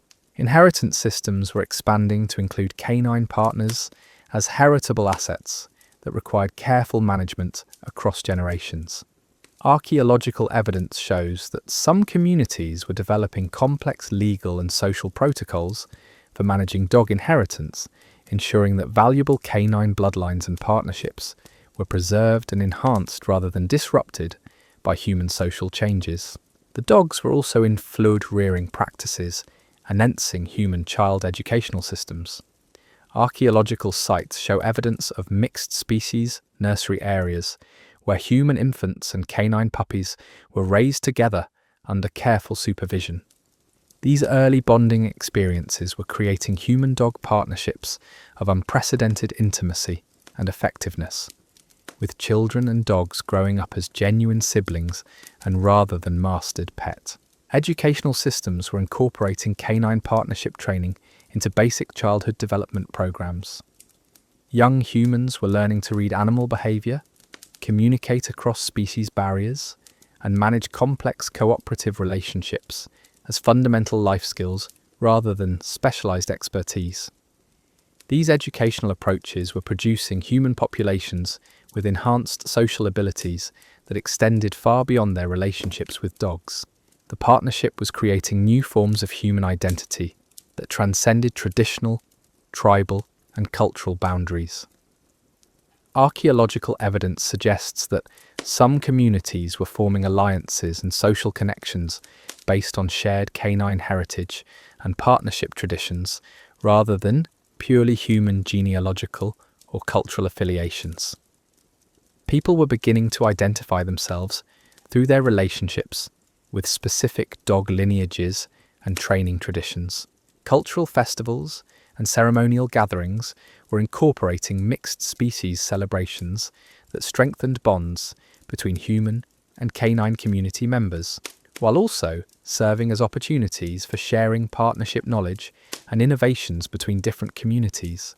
These gatherings were becoming important social institutions that maintained and transmitted the cultural knowledge necessary for successful human-dog cooperation. The complexity of human-dog communication was reaching levels that approached true interspecies language. Archaeological evidence suggests that some partnerships had developed communication systems sophisticated enough to convey abstract concepts, emotional states, and complex information about past and future events. Dogs were learning to understand not just immediate commands, but contextual information about planned activities, potential dangers, and long-term community goals. Some archaeological sites contain what appear to be communication training areas, where humans and dogs practiced increasingly sophisticated information exchange techniques. Stone arrangements that seem designed for teaching directional communication, worn paths between observation points that suggest regular information sharing routines, and specialized acoustic features that enhanced long-distance vocal communication between species. The dogs were developing new forms of social organization within their mixed species communities that reflected their integration into human cultural systems, while maintaining their own canine social needs. Archaeological evidence shows pack structures that incorporated human authority while preserving canine hierarchies, creating complex social systems that satisfied both species' organizational instincts. Leadership roles within these mixed communities were becoming increasingly sophisticated, with some dogs taking on specialized responsibilities that went far beyond simple pack hierarchy. Archaeological sites show evidence of dogs that appear to have served as teachers for both human and canine community members, mediators in interspecies conflicts, and specialists in particular aspects of community life, such as security, resource management, or environmental monitoring. The partnership was also driving innovations in technology and tool use that took advantage of enhanced cooperation between species. Archaeological sites contain specialized equipment designed for human-dog teams, tools that required coordination between species for effective use, and technologies that incorporated canine abilities as integral components rather than simple assistance. Some communities were developing what appear to be early forms of mechanical advantage systems that combined human intelligence and tool-making abilities with canine strength and sensory capabilities. Archaeological evidence shows pulleys and lever systems that seem designed for human-dog cooperation, transportation technologies that took advantage of canine navigation abilities, and hunting equipment that required coordination between species for optimal effectiveness. The dogs were becoming increasingly creative in their problem-solving approaches, developing solutions to challenges that their human partners couldn't achieve independently. Archaeological evidence suggests that some dogs were learning to use tools, manipulate their environments in sophisticated ways, and even engage in what appears to be planning behavior for complex future activities. These cognitive developments were creating new possibilities for partnership that went beyond anything previously seen in the relationship between humans and other species. Dogs were becoming intellectual partners capable of contributing original ideas and creative solutions to challenges facing their mixed species communities. The regional variations in partnership styles were creating distinct cultural traditions that influenced both species development in ways that reflected local environmental conditions and social needs. Arctic partnerships were developing extreme cold tolerance and specialized survival techniques that allowed mixed species communities to thrive in conditions that would have been impossible for either species alone. Desert partnerships were evolving water conservation strategies and heat management techniques that enabled successful colonization of arid regions. Mountain partnerships were developing high-altitude adaptations and specialized climbing abilities that opened up previously inaccessible territories for human settlement and resource exploitation. Forest partnerships were creating sophisticated tracking and navigation systems that allowed mixed species communities to utilize dense woodland resources more effectively than purely human groups. Coastal partnerships were developing marine resource exploitation techniques that took advantage of canine swimming abilities and sensory capabilities in aquatic environments. These regional adaptations were happening at unprecedented speeds, suggesting that the partnership was creating evolutionary pressures far more intense than anything either species had experienced in their previous natural development. The cooperation between humans and dogs was literally accelerating evolution in both species, creating new capabilities and characteristics that would have taken much longer to develop through natural selection alone. The success of these partnerships was becoming so fundamental to human development that communities without effective canine relationships were finding themselves at severe disadvantages in competition for resources and territory. Archaeological evidence shows that some human populations were unable to survive in regions where mixed species communities thrived, creating selective pressure that favoured groups capable of maintaining successful dog partnerships. The dogs were also experiencing selective pressures that favoured characteristics that enhanced their ability to work effectively with human partners. Archaeological evidence shows rapid changes in canine brain structure, social behaviour, and physical characteristics that improved their compatibility with human social systems and their effectiveness as partners in human activities.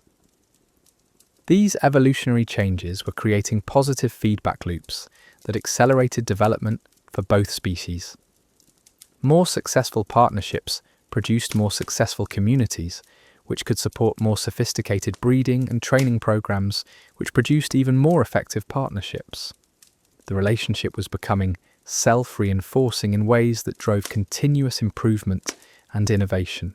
Archaeological sites from this period show evidence of partnerships that had achieved levels of coordination and effectiveness that seemed almost telepathic to outside observers. Human-dog teams that could communicate complex information without apparent signals, coordinate complicated activities without visible planning, and respond to each other's needs and intentions with uncanny accuracy. The emotional bonds underlying these partnerships had become so deep that they were creating new forms of consciousness and identity that transcended individual species boundaries. Archaeological evidence suggests that some human-dog partnerships had developed shared emotional states, synchronized behavioral patterns, and coordinated responses to environmental conditions that indicated unprecedented levels of psychological integration between species. These developments were laying the groundwork for relationships that would eventually transform both species in ways that would have seemed impossible to those first brave humans who chose cooperation over conflict around ancient fires. The partnership had evolved into something that was creating new possibilities for life itself, new forms of consciousness and cooperation that would influence the entire future development of intelligence on Earth. The archaeological record shows that by this point, the transformation was accelerating in ways that would soon create changes so profound that they would be visible in the genetic structure of both species for thousands of years to come. The partnership had become an evolutionary force in its own right, driving changes that would eventually create the foundation for all future relationships between humans and the animals that would share their increasingly complex civilizations. The sophistication of these partnerships was creating new forms of economic activity that would have been impossible for either species independently. Archaeological sites reveal evidence of specialized trading expeditions where mixed human-dog teams traveled vast distances to exchange goods that could only be acquired through their combined abilities. Rare minerals detected by canine senses in remote mountain regions. Medicinal plants identified through dog scenting abilities in dense forests. Even marine resources harvested through coordinated human diving retrieval operations along treacherous coastlines. These trading expeditions weren't simple resource-gathering missions that required months.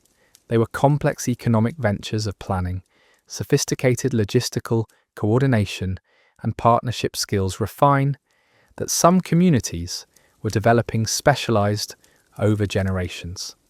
Archaeological evidence shows equipment for these expeditions. Lightweight shelters designed for mixed species travel parties, specialized harnesses and carrying systems that distributed loads between human and canine team members. Even emergency medical supplies, formulated specifically for treating both species during dangerous journeys. The dogs were contributing economic value that went far beyond their physical assistance. Their superior memory for geographical features was enabling human traders to navigate routes that would have been impossible to follow otherwise. Archaeological sites along ancient trade routes show evidence of landmark systems that seem designed to take advantage of canine spatial memory and navigation abilities. Stone markers positioned at locations where dogs could easily detect and remember specific scent signatures. Trail systems that incorporated canine territorial instincts to create natural route-finding aids. Some communities were developing what can only be described as interspecies banking systems. Archaeological evidence suggests that valuable dogs were being used as collateral for trade agreements, with their breeding rights and training serving as guarantees for future economic obligations. Communities were essentially investing in canine bloodlines as long-term economic assets that could generate value breeding across multiple generations through programs and specialized training. The dogs themselves were becoming entrepreneurs in ways that challenged traditional understanding of animal intelligence. Archaeological sites show evidence of dogs that appear to have developed independent economic relationships with multiple human partners simultaneously. Animals that would work with different human families for specific types of tasks while maintaining their primary partnership with their original human companions. This economic flexibility was creating new forms of social organization that maximized the value of exceptional canine abilities. Marriage negotiations were incorporating canine partnerships as essential elements of family formation. Archaeological evidence suggests that successful marriages often depended as much on the compatibility between respective dog families as on the human partners themselves. Young people were learning to evaluate potential spouses partly based on the quality of their canine relationships and their ability to integrate different dog bloodlines into cohesive family units. The complexity of these marriage negotiations was creating new social institutions. Archaeological sites show evidence of formal matchmaking systems that took into account not just human compatibility, but canine genetics, training traditions, and partnership capabilities. Some communities appear to have developed professional matchmakers who specialized in creating human-dog family combinations that would produce the most successful long-term partnerships. Inheritance systems were evolving to address the unique challenges of transferring canine partnerships across generations. Archaeological evidence shows that some communities were developing sophisticated legal frameworks for managing dog inheritance that went far beyond simple property transfer. These systems had to account for the emotional bonds between human and canine partners, the specialized knowledge required for maintaining training programs, and the genetic considerations involved in continuing successful breeding lines. Some inheritance systems were creating new forms of family structure that incorporated multiple generations of both species. Archaeological sites show evidence of extended family compounds where human grandparents, parents, and children lived alongside multiple generations of dogs from the same bloodlines. These multi-generational partnerships were creating unprecedented continuity in training traditions and breeding programs, while also providing emotional stability that benefited both species. The dogs were developing new forms of cultural expression that seem to mirror and complement human artistic traditions. Archaeological evidence suggests that some canine partners were contributing to human artistic endeavours in ways that went beyond simply serving as subjects or inspiration. Worn areas around cave painting sites show evidence of dogs that may have assisted in artistic creation by carrying pigments, positioning themselves as living models, or even contributing to the artistic process through their own behaviours and movements. Regional artistic traditions were incorporating canine perspectives and sensory experiences into human cultural expression. Arctic communities were developing artistic styles that seemed designed to appeal to canine visual perception as well as human aesthetic preferences. Desert peoples were creating artistic traditions that incorporated scent and texture elements that dogs could appreciate alongside the visual components that humans valued. The spiritual dimensions of human-dog partnerships were reaching levels of complexity that challenged traditional understanding of religious and mythological systems. Archaeological evidence suggests that some communities were developing belief systems that recognized dogs as spiritual beings with their own relationships to divine forces. Ceremonial sites show evidence of rituals where dogs participated as active spiritual practitioners rather than passive symbolic elements.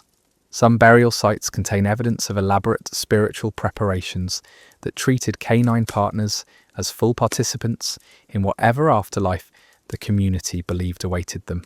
These preparations weren't just gestures of affection, but represented sophisticated theological systems that had developed frameworks for understanding interspecies spiritual relationships and the continuation of partnerships beyond physical death. The dogs were also influencing human understanding of time and mortality in profound ways. Archaeological evidence suggests that communities with long-standing canine partnerships were developing different concepts of generational continuity and cultural transmission.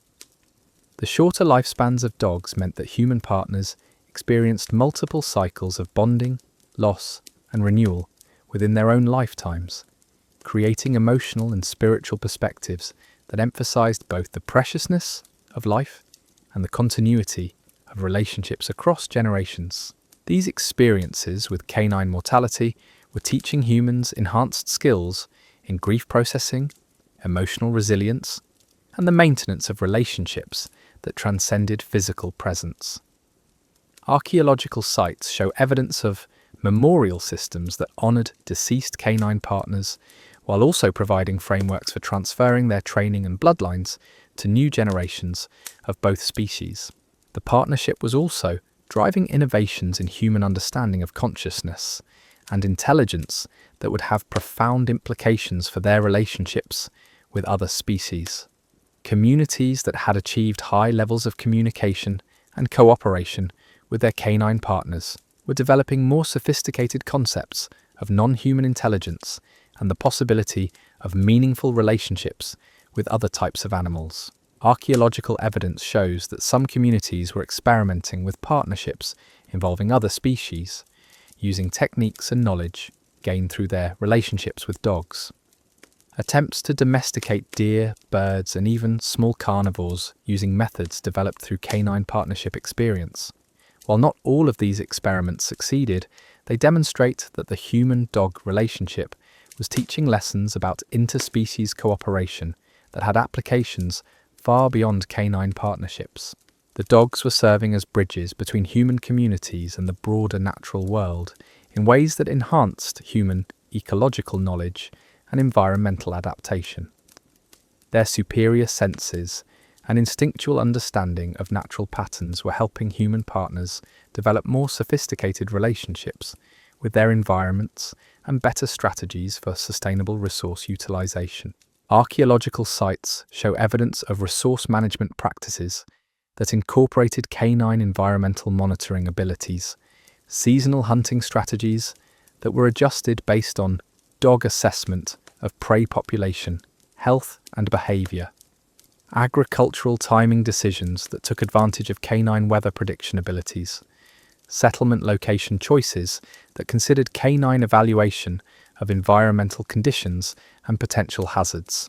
The partnership was creating new forms of human identity and cultural expression that transcended traditional, tribal, and geographical boundaries. Communities were beginning to identify themselves through their relationships with specific canine bloodlines and training traditions rather than purely human genealogical or territorial affiliations. Archaeological evidence suggests that some alliances between human groups were based primarily on shared canine heritage and partnership philosophies. Cultural festivals and ceremonial gatherings were incorporating mixed species celebrations that served multiple social functions simultaneously. These events strengthened bonds between human and canine community members while providing opportunities for sharing partnership knowledge between different communities. They also served as venues for displaying the achievements of successful partnerships and for negotiating breeding agreements and training exchanges between groups. The communication systems being developed between humans and dogs were approaching levels of sophistication that challenged traditional definitions of language and symbolic representation. Archaeological evidence suggests that some partnerships had developed communication methods that could convey abstract concepts, emotional states, and complex information about past and future events that went far beyond simple command-response interactions. Some archaeological sites contain what appear to be communication training facilities, where humans and dogs practiced increasingly sophisticated information exchange techniques. These facilities included acoustic features that enhanced long-distance vocal communication, visual systems that supported complex gesture-based signaling, and even what appear to be early forms of symbolic representation that both species could understand and utilize. The dogs were developing new forms of social organization within mixed species communities that reflected their integration into human cultural systems while preserving their essential canine social needs. Archaeological evidence shows pack structures that had evolved to incorporate human authority while maintaining canine hierarchical systems, creating complex social arrangements that satisfied both species' organizational instincts while maximizing cooperative effectiveness. Leadership roles within these communities were becoming increasingly specialized, with some dogs taking on responsibilities that went far beyond traditional pack hierarchy. Archaeological sites show evidence of dogs that served as teachers for both human and canine community members, as mediators in interspecies conflicts, and as specialists in particular aspects of community life, such as security management, resource monitoring, or environmental assessment. The partnership was driving technological innovations that took advantage of enhanced cooperation between species in ways that created new possibilities for both human and canine development. Archaeological sites contain specialized equipment designed specifically for human-dog teams, tools that required interspecies coordination for effective operation, and technologies that incorporated canine abilities as integral components rather than supplementary assistance. Some communities were developing mechanical systems that combined human engineering capabilities with canine strength and sensory abilities to achieve results that neither species could accomplish independently. Archaeological evidence shows transportation technologies that utilized canine navigation abilities, construction techniques that incorporated canine environmental assessment skills, and even early forms of machinery that required human-dog coordination for optimal operation. The dogs were demonstrating increasingly sophisticated problem-solving abilities that suggested cognitive development far beyond anything seen in their wolf ancestors. Archaeological evidence indicates that some canine partners were learning to use tools, manipulate their environments in complex ways, and engage in planning behaviors for sophisticated future activities that required abstract thinking and temporal reasoning abilities. These cognitive developments were creating new possibilities for partnership that expanded the definition of what interspecies cooperation could achieve. Dogs were becoming intellectual contributors capable of providing original solutions to challenges facing their mixed species communities, offering perspectives and approaches that human partners might not have considered independently. The regional variations in partnership styles were creating distinct evolutionary pressures that were driving rapid adaptation in both species. Arctic partnerships were developing extreme environmental tolerance and specialized survival capabilities. Desert partnerships were evolving enhanced efficiency in resource utilization and environmental adaptation. Mountain partnerships were creating superior navigation abilities and physical adaptations for challenging terrain. These adaptations were occurring at unprecedented rates, suggesting that the partnership, as an evolutionary axilla itself, was serving created selective pressures, Farator, that more intense than anything either species had experienced through natural selection alone. The cooperation between humans and dogs was literally driving evolutionary change in both species simultaneously. The success of these partnerships was becoming so fundamental to human survival and development that communities without effective canine relationships found themselves at severe disadvantages in competition for resources and territory. Archaeological evidence shows that some human populations were unable to maintain viable communities in regions where mixed species groups thrived, creating additional selective pressure that favored groups capable of developing and maintaining successful dog partnerships. The economic implications were becoming increasingly apparent as communities with superior partnerships gained significant advantages in trade, resource acquisition, and territorial expansion. Archaeological sites show evidence of wealth accumulation and technological advancement that seem directly correlated with the quality and sophistication of human-dog relationships within different communities. Trade networks were developing specialized protocols and infrastructure designed specifically to support canine-assisted commerce. Archaeological sites along ancient trade routes show evidence of facilities designed for caring for traveling dogs, specialized equipment for mixed species expeditions, and even what appear to be certification trading early forms of quality systems for exceptionalating and canine partners. The dogs themselves were becoming valuable trade commodities, with archaeological evidence suggesting that particularly skilled working animals or exceptional breeding stock were worth more than substantial quantities of traditional trade goods. This economic value was driving further improvements in breeding programs, training methodologies, and care practices as communities competed to develop the most valuable and effective canine partners possible. Marriage customs and family formation practices were incorporating canine considerations as essential elements of successful human relationships. Archaeological evidence suggests that courtship processes included evaluation of potential partners' relationships with their dogs, their skills in canine management and training, and their ability to integrate different dog families into cohesive household units. Some communities were developing formal education systems that prepared young people for successful partnership development as a fundamental life skill. Archaeological sites show evidence of mixed species education facilities where human children and canine puppies learn together under the guidance of both human teachers and experienced adult dogs, creating partnership bonds that lasted throughout both species' lifetimes.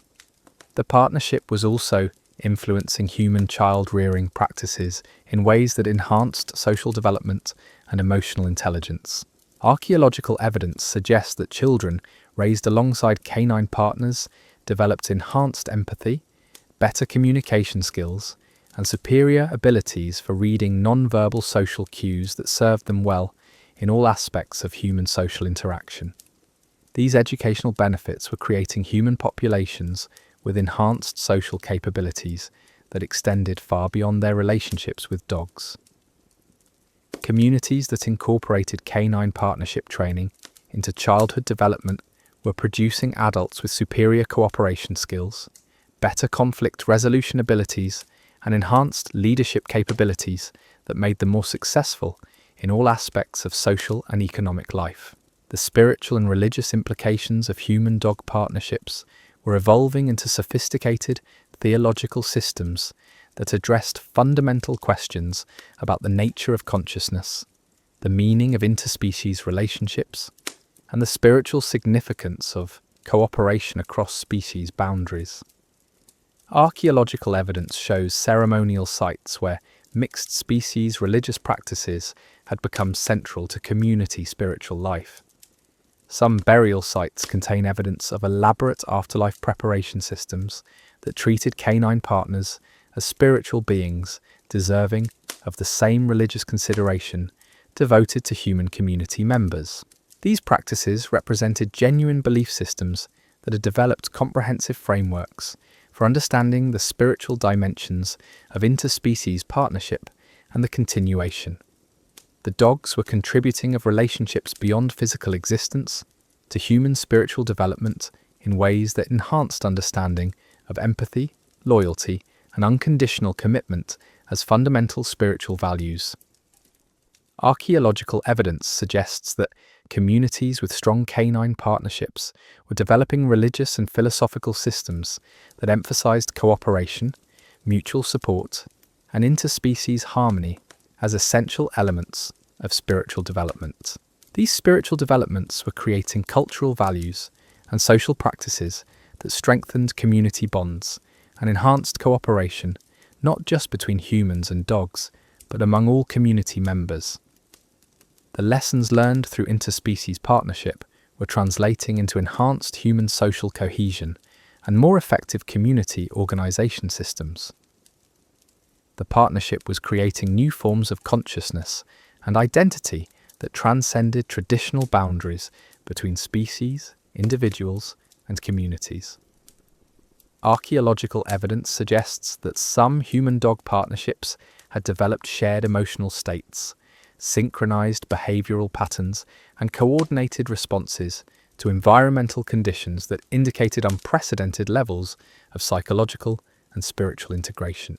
These developments were laying the foundation for relationships that would transform both species in ways that would influence the entire future course of evolution and consciousness on Earth.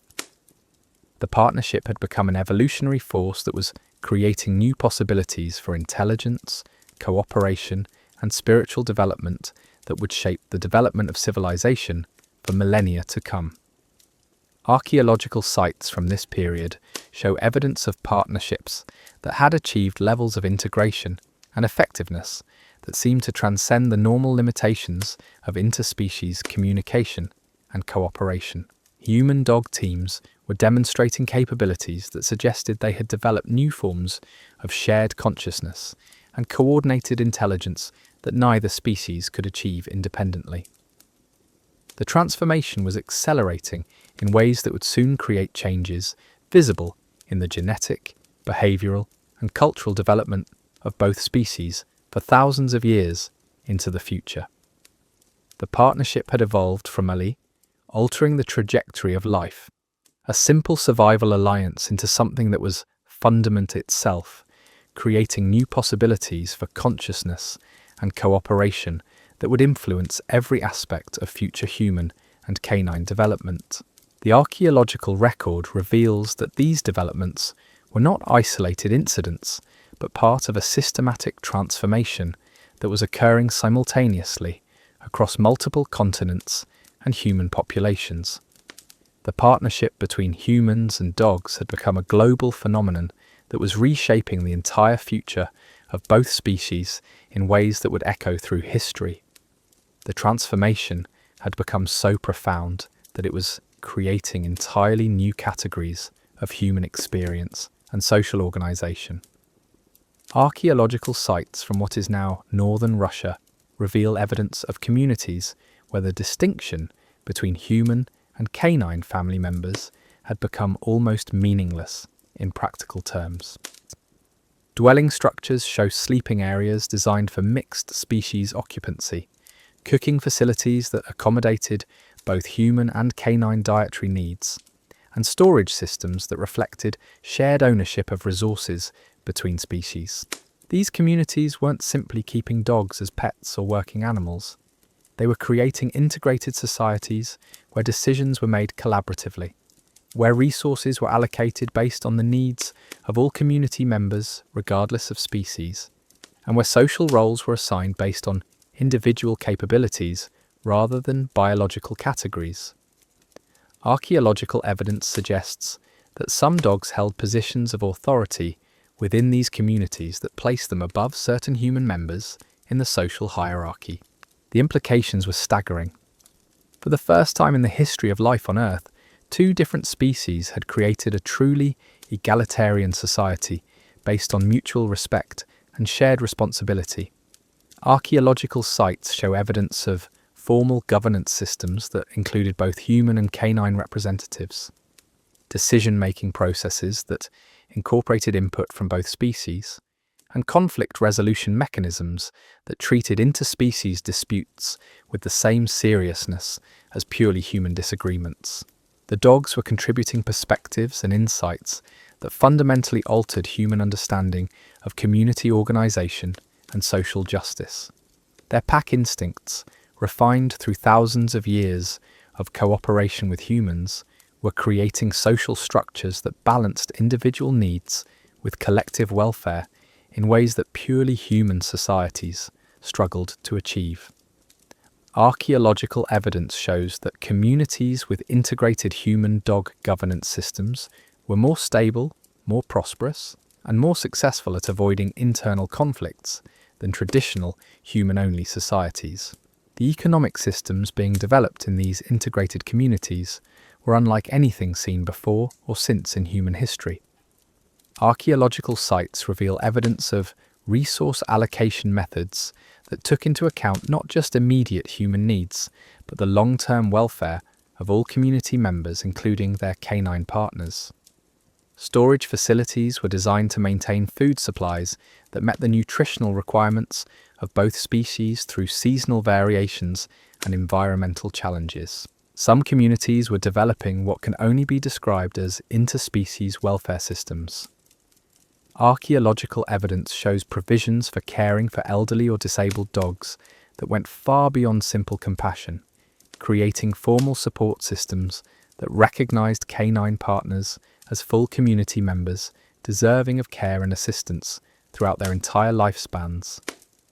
These systems included specialized housing for aging dogs, modified diets for animals with health problems, and even what appear to be early forms of veterinary medicine practiced by human community members who had developed expertise in canine healthcare.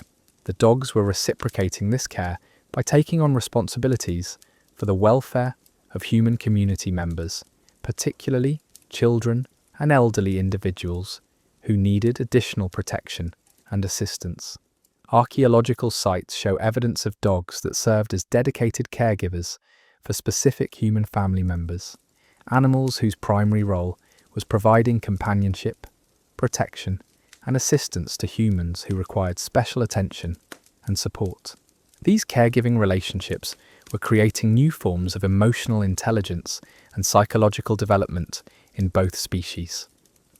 Archaeological evidence suggests that humans who were cared for by dedicated canine companions developed enhanced emotional resilience, better social skills, and superior abilities for forming deep, lasting relationships with both humans and animals. The dogs, meanwhile, were developing unprecedented levels of empathy and understanding of human emotional needs that allowed them to provide comfort and support in ways that even human caregivers sometimes couldn't match. The educational systems being developed in these integrated communities were producing individuals of both species with capabilities that far exceeded anything achieved in purely single-species environments. Archaeological sites show evidence of learning facilities where human children and canine puppies received coordinated education that prepared them for lives of cooperation and mutual support. These educational programs weren't just teaching practical skills, but were developing the emotional intelligence and social awareness necessary for successful interspecies partnerships. Some communities were creating what appear to be advanced training academies, where exceptionally gifted human-dog partnerships could develop specialized skills that required unprecedented levels of coordination and communication. Archaeological evidence shows facilities designed for teaching complex hunting strategies that required perfect synchronization between species, communication techniques that allowed for the transmission of detailed information across significant distances, and even what appear to be early forms of strategic planning that incorporated both human analytical abilities and canine intuitive understanding of environmental conditions. The graduates of these training programs were becoming legendary figures within their communities and beyond. Archaeological sites contain artistic representations of human-dog teams whose achievements had become the stuff of myth and legend. These partnerships were accomplishing feats that seemed impossible to outside observers, demonstrating levels of cooperation and effectiveness that challenged traditional understanding of what different species could achieve together. Trade expeditions led by these exceptional partnerships were opening up new territories and resources that had been previously inaccessible to purely human groups. Archaeological evidence shows routes through dangerous mountain passes, across treacherous desert regions, and into remote forest areas that could only be navigated successfully by teams that combined human planning abilities with canine environmental sensing and navigation skills. The economic impact of these expeditions was transforming entire regions.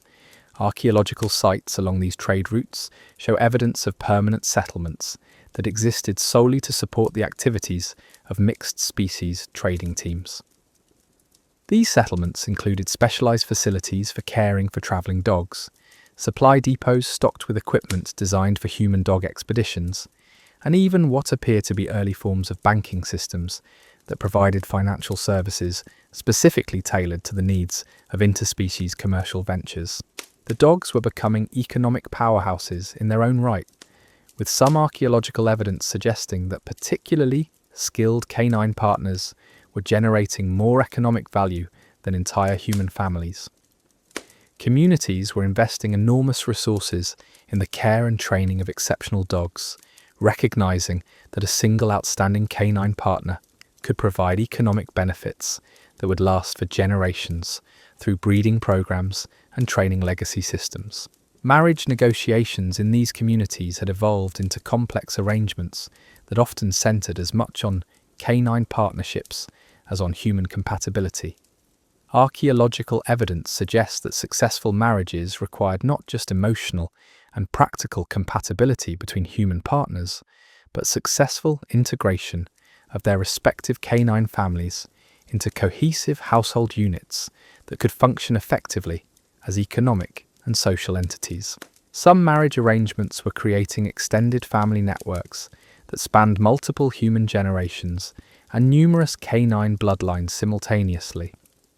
Archaeological sites show evidence of family compounds that housed dozens of humans and dogs in integrated living arrangements that provided economic security, social support, and emotional fulfillment for all community members, regardless of species. The children raised in these mixed species family environments were developing capabilities that seemed almost supernatural to outside observers. Archaeological evidence suggests that young humans who grew up in intimate partnership with canine siblings developed enhanced sensory awareness, superior communication skills, and unprecedented abilities for reading environmental conditions and predicting weather patterns, animal behavior, and even potential dangers before they became apparent to adults.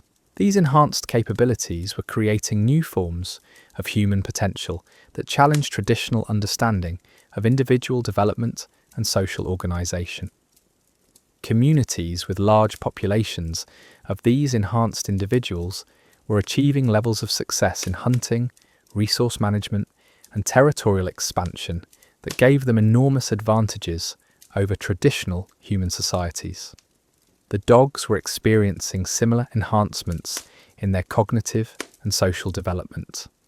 Archaeological evidence shows that canines raised in integrated family environments developed problem-solving abilities, communication skills, and social awareness that far exceeded anything seen in their wild ancestors or even in dogs raised in traditional human-dog relationships. These enhanced canines were becoming leaders within their own communities, taking on responsibilities that required abstract thinking, long-term planning, and sophisticated understanding of both human and canine social dynamics. Archaeological sites show evidence of dogs that served as mediators in complex disputes, as strategic advisors in important community decisions, and even as diplomatic representatives in negotiations between different human-dog communities. The communication systems being developed between enhanced humans and enhanced dogs were approaching levels of sophistication that seemed to transcend normal limitations of interspecies interaction. Archaeological evidence suggests that some partnerships had developed what can only be described as telepathic communication abilities, with human-dog teams demonstrating coordination and information sharing that appeared to occur without any visible or audible signals. These communication breakthroughs were creating new possibilities for cooperation that extended far beyond practical applications into realms of emotional and spiritual sharing that challenged traditional understanding of consciousness and identity.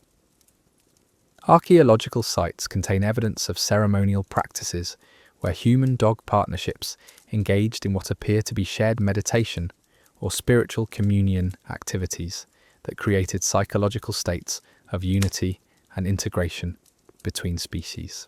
The spiritual implications of these developments were profound.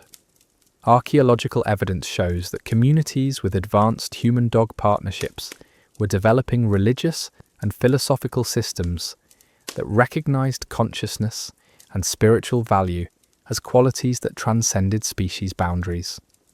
These belief systems were creating new forms of worship and spiritual practice that included both humans and dogs as equal participants in religious ceremonies and spiritual development activities. Some burial sites from this period contain evidence of elaborate spiritual preparations that assumed the continuation of human-dog partnerships into whatever afterlife the community believed awaited them. These preparations weren't just symbolic gestures, but represented sophisticated theological systems that had developed detailed frameworks for understanding how interspecies relationships might persist beyond physical death. The dogs were contributing to human spiritual development in ways that enhanced understanding of loyalty, unconditional love, and service to others as fundamental spiritual values. Archaeological evidence suggests that communities with strong canine spiritual traditions were developing ethical systems that emphasized cooperation, mutual support, and interspecies harmony as essential elements of moral development and spiritual advancement. These spiritual developments were creating cultural values that strengthened not just human-dog relationships, but all forms of social cooperation within these communities. The lessons learned through interspecies partnership were translating into enhanced human social cohesion, more effective community organization, and superior abilities for resolving conflicts and managing resources in ways that benefited all community members.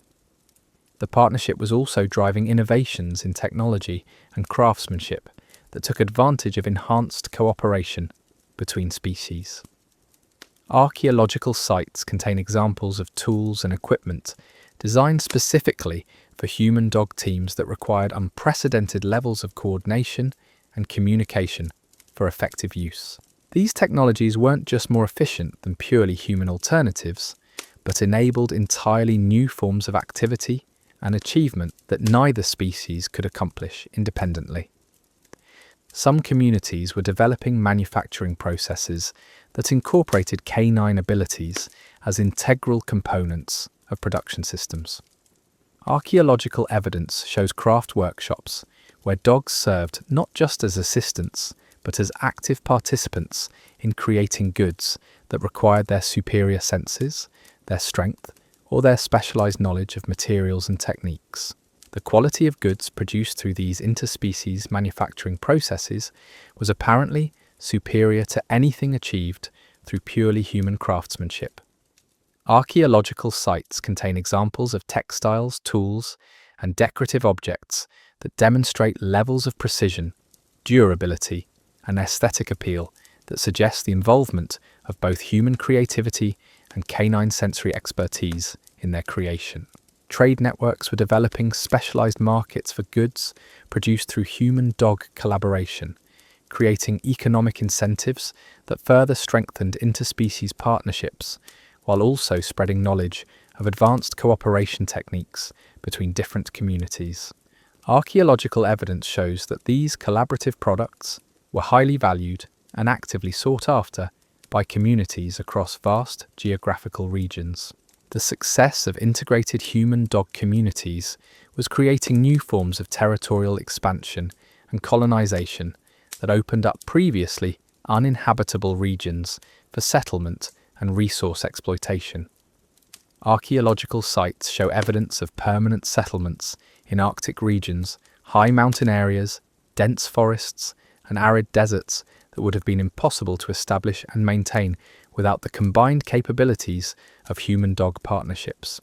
These new settlements were creating opportunities for further partnership development as different environmental challenges required new forms of cooperation and new specialized skills from both species. Arctic communities were developing dogs with extreme cold tolerance and humans with enhanced understanding of ice and snow survival techniques. Desert settlements were producing partnerships that could navigate vast arid regions and locate water sources that would be invisible to purely human exploration efforts. Mountain communities were creating human-dog teams with superior climbing abilities and high-altitude adaptations that enabled them to access mineral resources and establish trade routes through previously impassable terrain. Forest settlements were developing partnerships with unprecedented tracking and navigation abilities that could utilize dense woodland resources more effectively than any purely human community. These environmental specializations were creating distinct regional variations in human-dog partnership styles that reflected local conditions and challenges while also contributing to the overall diversity and resilience of the interspecies relationship. Archaeological evidence shows that knowledge and techniques developed in one environment were being shared communities within different regions, creating a global network of partnership innovation and development. The genetic changes occurring in both species were accelerating as successful intense partnerships create selective pressures that favored traits enhancing interspecies cooperation and communication. Archaeological evidence shows rapid changes in both human and canine skull structure, brain development, and sensory capabilities that reflected the enhanced cognitive and social demands of advanced partnership relationships. Some of these genetic changes were so significant that they were creating what amounted to new subspecies within both human and canine populations. Archaeological sites contain skeletal remains that show systematic differences between individuals from integrated communities and those from traditional single-species societies, suggesting that the partnership was literally driving evolutionary change in both species simultaneously. The pace of these evolutionary changes was unprecedented in the history of either species.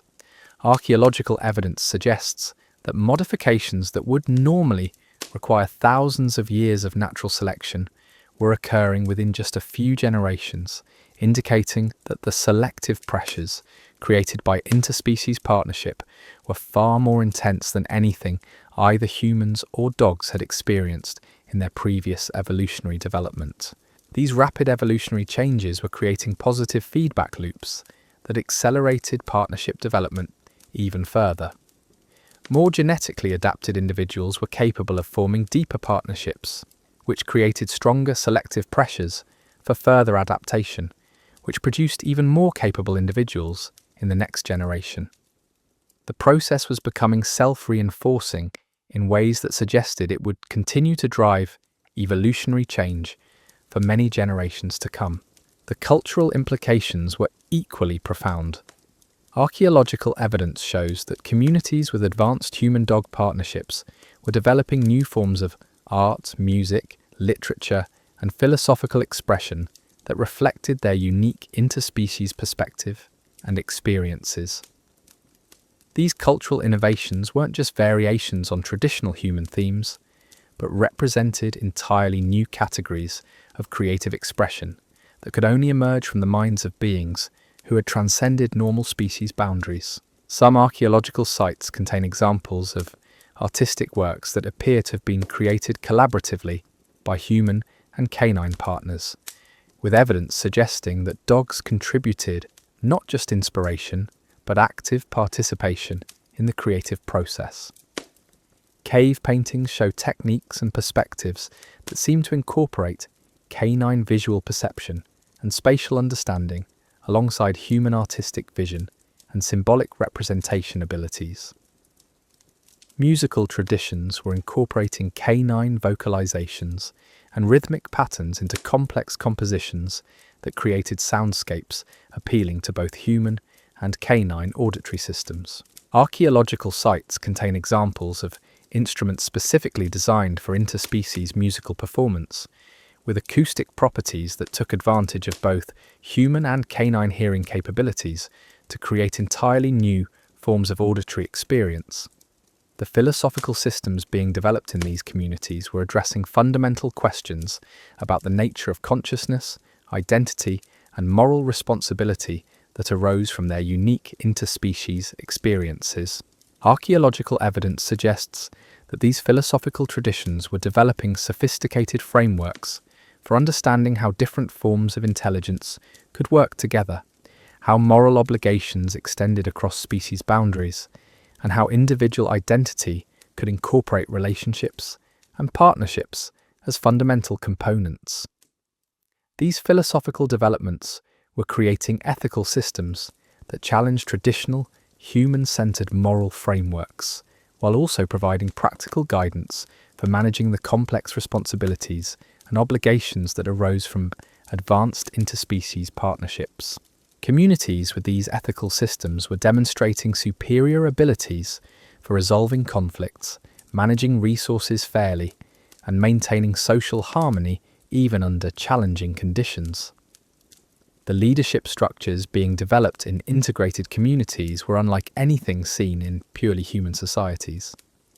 Archaeological evidence shows governance systems that incorporated both human analytical capabilities and canine social instincts to create decision-making processes that were more effective, more fair, and more sustainable than traditional human political systems. Some communities were developing what appear to be formal democratic institutions that included both human and canine representatives in their governing bodies. Archaeological sites show evidence of meeting areas specifically designed for mixed species political gatherings, with architectural features that accommodated the communication and participation needs of both humans and dogs in formal decision-making processes. The policies and decisions emerging from these integrated governance systems were apparently superior to those produced by purely human political processes. Archaeological evidence suggests that communities with mixed species leadership were more successful at managing resources sustainably, avoiding internal conflicts, and maintaining stable relationships with neighbouring communities over long periods of time. These governmental innovations were creating new models for social organisation that were being adopted by communities across wide geographical regions. Archaeological sites show evidence of political alliances and confederations between different human-dog communities that were based on shared governance principles and cooperative decision-making processes rather than traditional tribal or territorial affiliations. The success of these political innovations was creating pressure on traditional human societies to adapt their own governance systems or risk being outcompeted by their more advanced neighbours. Archaeological evidence shows that some purely human communities were attempting to incorporate canine perspectives into their decision-making processes, even without full partnership relationships. Recognizing the superior effectiveness of integrated approaches to community management. The military implications of advanced human-dog partnerships were equally significant. Archaeological evidence shows that communities with integrated partnerships were developing defensive and offensive capabilities that far exceeded anything available to traditional human societies.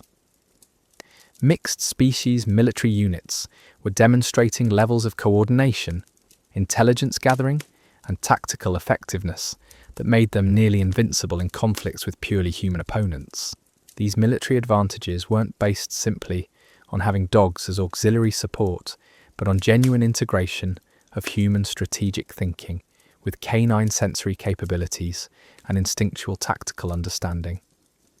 Archaeological sites show evidence of military training facilities designed specifically for developing coordinated combat techniques that required unprecedented levels of communication and cooperation between human and canine warriors.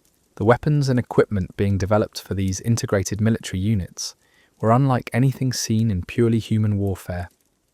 Archaeological evidence shows specialized gear designed for human-dog combat teams, communication systems that enabled coordination during complex military operations, and tactical formations that took advantage of both human intelligence and canine speed, agility, and sensory capabilities. The success of these military innovations was creating new forms of territorial expansion and political influence that were reshaping the entire geopolitical landscape of the ancient world. Communities with advanced human-dog partnerships were able to claim and defend territories that would have been impossible to hold with purely human forces, creating new opportunities for resource acquisition and cultural development. These territorial expansions were also creating new challenges as successful communities found themselves governing increasingly diverse populations that included both integrated human-dog partnerships and traditional single-species societies. Archaeological evidence shows that some communities were developing sophisticated systems for managing cultural diversity and integrating different approaches to human-animal relationships within their expanding territories. The educational implications were profound, as successful communities recognized the need to transmit their partnership knowledge and techniques to new generations and to populations that had not grown up with integrated human-dog relationships. Archaeological sites show evidence of formal schools and training academies designed specifically for teaching partnership skills to both humans and dogs who had not been raised in integrated environments. These educational institutions were developing standardized curricula and teaching methods that could reliably produce successful partnerships, even among individuals who had no previous experience with interspecies cooperation. Archaeological evidence suggests that these schools were achieving remarkable success rates in creating functional human-dog partnerships within relatively short periods of intensive training and socialization.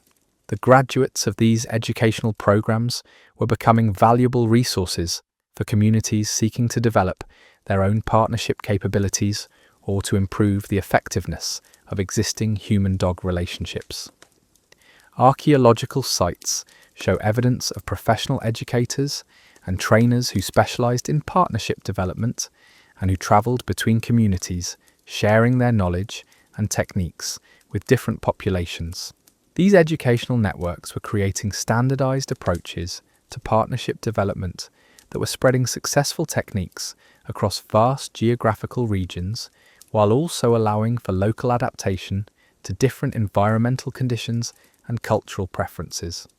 Archaeological evidence shows that communities across different continents were developing remarkably similar partnership capabilities despite having no direct contact with each other, suggesting that the educational systems were identifying and transmitting fundamental principles of interspecies cooperation that transcended cultural and geographical boundaries.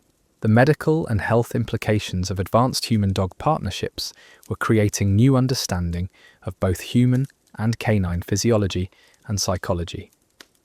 Archaeological evidence shows that integrated communities were developing medical knowledge and treatment techniques that took advantage of the unique insights available through interspecies observation and cooperation. Dogs were contributing to human medical knowledge through their superior diagnostic capabilities, their ability to detect illness and injury before symptoms became apparent to human observers, and their instinctual understanding of natural healing processes and therapeutic techniques. Archaeological sites contain evidence of medical practices that incorporated canine diagnostic abilities as integral components of healthcare systems. Humans were reciprocating by developing veterinary knowledge and treatment capabilities that far exceeded anything available in purely human or purely canine communities. Archaeological evidence shows sophisticated understanding of canine anatomy, physiology, and psychology that enabled human partners to provide medical care and support that significantly extended canine lifespans and improved quality of life for their animal companions. The health outcomes in integrated communities were apparently traditional single-species societies. Archaeological evidence superior to those achieved in suggests that both humans and dogs in partnership communities lived longer, experienced fewer serious illnesses, and recovered more quickly from injuries and diseases than their counterparts in non-integrated populations. These health advantages were creating additional incentives for communities to develop partnership relationships, while also providing economic benefits that further strengthened the viability and attractiveness of integrated social systems. Healthier populations were more productive, more capable of defending themselves, and more successful at expanding their territories and influence. The psychological and emotional benefits of advanced partnerships were equally significant. Archaeological evidence suggests that individuals in integrated communities experienced lower levels of stress, anxiety, and depression, while also demonstrating enhanced emotional resilience and superior abilities for forming and maintaining healthy relationships with both humans and animals. These psychological advantages were creating positive feedback loops that strengthened partnership relationships while also improving overall community mental health and social cohesion. Archaeological sites show evidence of therapeutic practices that incorporated human-dog partnerships as treatment methods for individuals experiencing emotional distress or psychological difficulties. The therapeutic applications of partnership relationships were becoming sophisticated enough to address complex psychological conditions and emotional trauma that traditional human healing methods struggled to treat effectively. Archaeological evidence shows that some communities were developing specialized therapeutic programs that used human-dog partnerships to help individuals recover from various forms of physical and emotional injury. These therapeutic innovations were creating new understanding of the healing power of interspecies relationships, while also demonstrating practical applications that provided tangible benefits for community members experiencing various forms of distress or disability. Archaeological sites contain evidence of dedicated healing centers that incorporated partnership relationships as central components of their treatment programs. The success of these therapeutic approaches was attracting individuals from distant communities who traveled specifically to receive treatment through partnership-based healing methods. Archaeological evidence shows that some integrated communities were becoming regional centers for medical and psychological treatment that drew patients from across wide geographical areas. These medical tourism activities were creating additional economic benefits for integrated communities while also spreading knowledge of partnership-based healing techniques to populations that might not otherwise have been exposed to advanced human-dog relationships. Archaeological sites along treatment travel routes show evidence of facilities designed to accommodate visitors seeking partnership-based medical care. The scientific and technological innovations emerging from partnership communities were advancing human understanding of natural phenomena and creating new tools and techniques that enhanced quality of life for both species. Archaeological evidence shows that integrated communities were developing more sophisticated understanding of astronomy, weather patterns, geology, and biology than was available in traditional human societies. Dogs were contributing observational capabilities and environmental sensing abilities that enabled human partners to make scientific discoveries and develop technological innovations that would have been impossible without interspecies cooperation. Archaeological sites contain evidence of astronomical observation facilities that incorporated canine sensory capabilities alongside human analytical abilities to create more accurate and comprehensive understanding of celestial prediction techniques being developed in partnershipal phenomena. Weather communities were apparently far superior to methods available in purely human societies. Archaeological evidence suggests that human dog teams could predict weather changes, seasonal patterns, and environmental conditions with accuracy that provided significant advantages in agriculture, hunting, and resource management activities. These predictive capabilities were creating further strengthened the competitiveness of integrated communities, while also providing practical benefits that improved quality of life for all community members. Archaeological sites show evidence of agricultural and resource management practices that took advantage of enhanced abilities to maximize productivity and environmental prediction and minimize risks. The technological applications of partnership-based scientific knowledge were creating tools and techniques that enhance the effectiveness of both human and canine capabilities, while also enabling entirely new forms of activity and achievement. Archaeological evidence shows examples of technologies that required ongoing cooperation between humans and dogs for their operation and maintenance. These cooperative technologies weren't just more efficient than purely human alternatives, but enabled activities and achievements that neither species could accomplish independently. Archaeological sites contain examples of transportation systems, communication networks, and manufacturing processes that demonstrated the practical benefits of integrating human intelligence with canine capabilities in technological applications. The innovations emerging from partnership communities were beginning to attract attention from traditional human societies that recognized the superior effectiveness of integrated approaches to technology and social organization.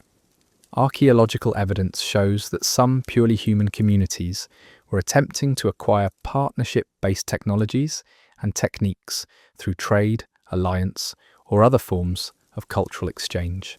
These technology transfer activities were creating new forms of interaction between integrated and traditional communities, while also spreading knowledge of partnership benefits to populations that might eventually develop their own human-dog relationships.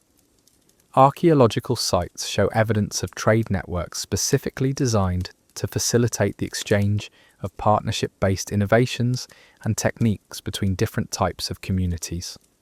The cultural influence of partnership communities was beginning to extend far beyond their geographical boundaries, as their superior achievements in various fields attracted attention and admiration from distant populations.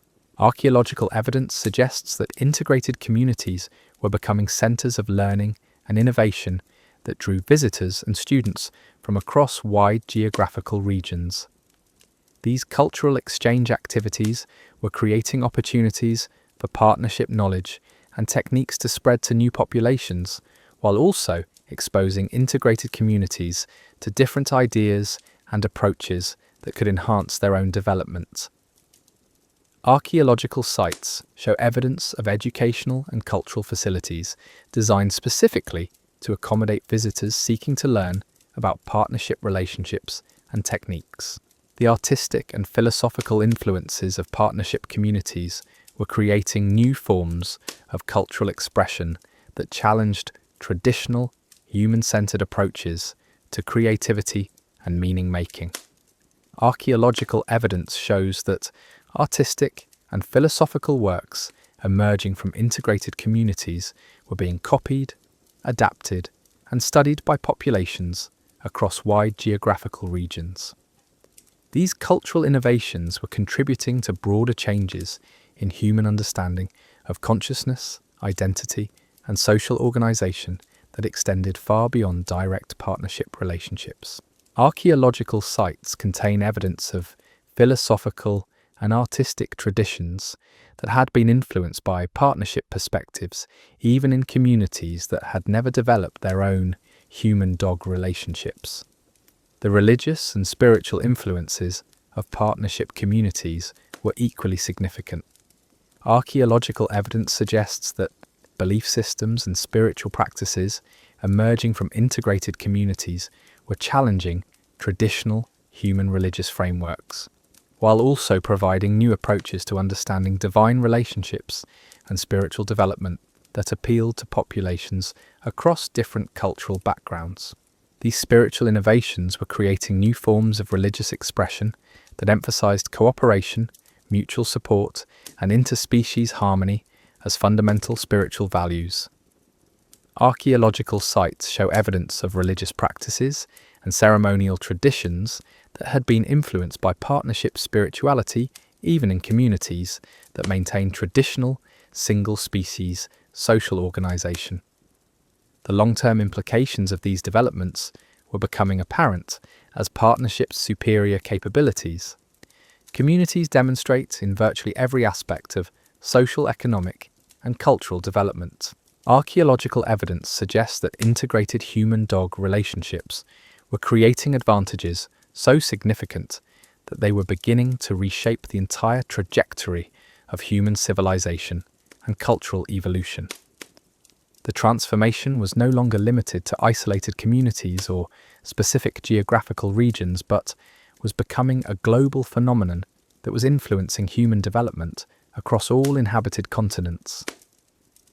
Archaeological sites from widely separated regions show remarkably similar patterns of partnership development, suggesting that the advantages of human-dog cooperation were so significant that they were driving parallel evolution in societies that had no direct contact with each other.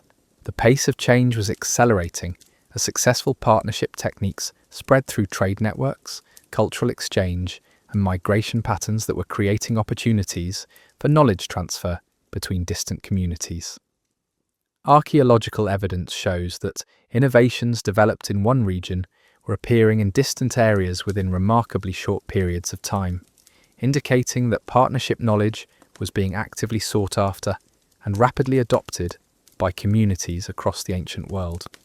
The genetic and evolutionary changes occurring in both species were creating increasingly distinct populations that were adapted specifically for partnership relationships. Archaeological evidence suggests that individuals from integrated communities were becoming so different from their traditional counterparts that they were beginning to represent new evolutionary branches within both human and canine species development. These evolutionary developments were creating positive feedback loops that accelerated partnership effectiveness, that future generations would be even better, while also ensuring adapted for interspecies cooperation than their predecessors. Archaeological sites show evidence of systematic breeding programs and selection processes that were actively directing evolutionary change in both species toward enhanced partnership capabilities. The social and political implications were equally profound, as partnership communities demonstrated superior governance systems, more effective resource management, and better conflict resolution capabilities than traditional human societies. Archaeological evidence shows that integrated communities were expanding their territories and influence at rates that far exceeded anything achieved by purely human societies, suggesting that partnership advantages were providing competitive benefits that would reshape the entire geopolitical, eventually reshape the entire political and territorial landscape of the ancient world. The military supremacy being demonstrated by partnership communities was creating new forms of warfare and defense that challenged traditional approaches to conflict and territorial control.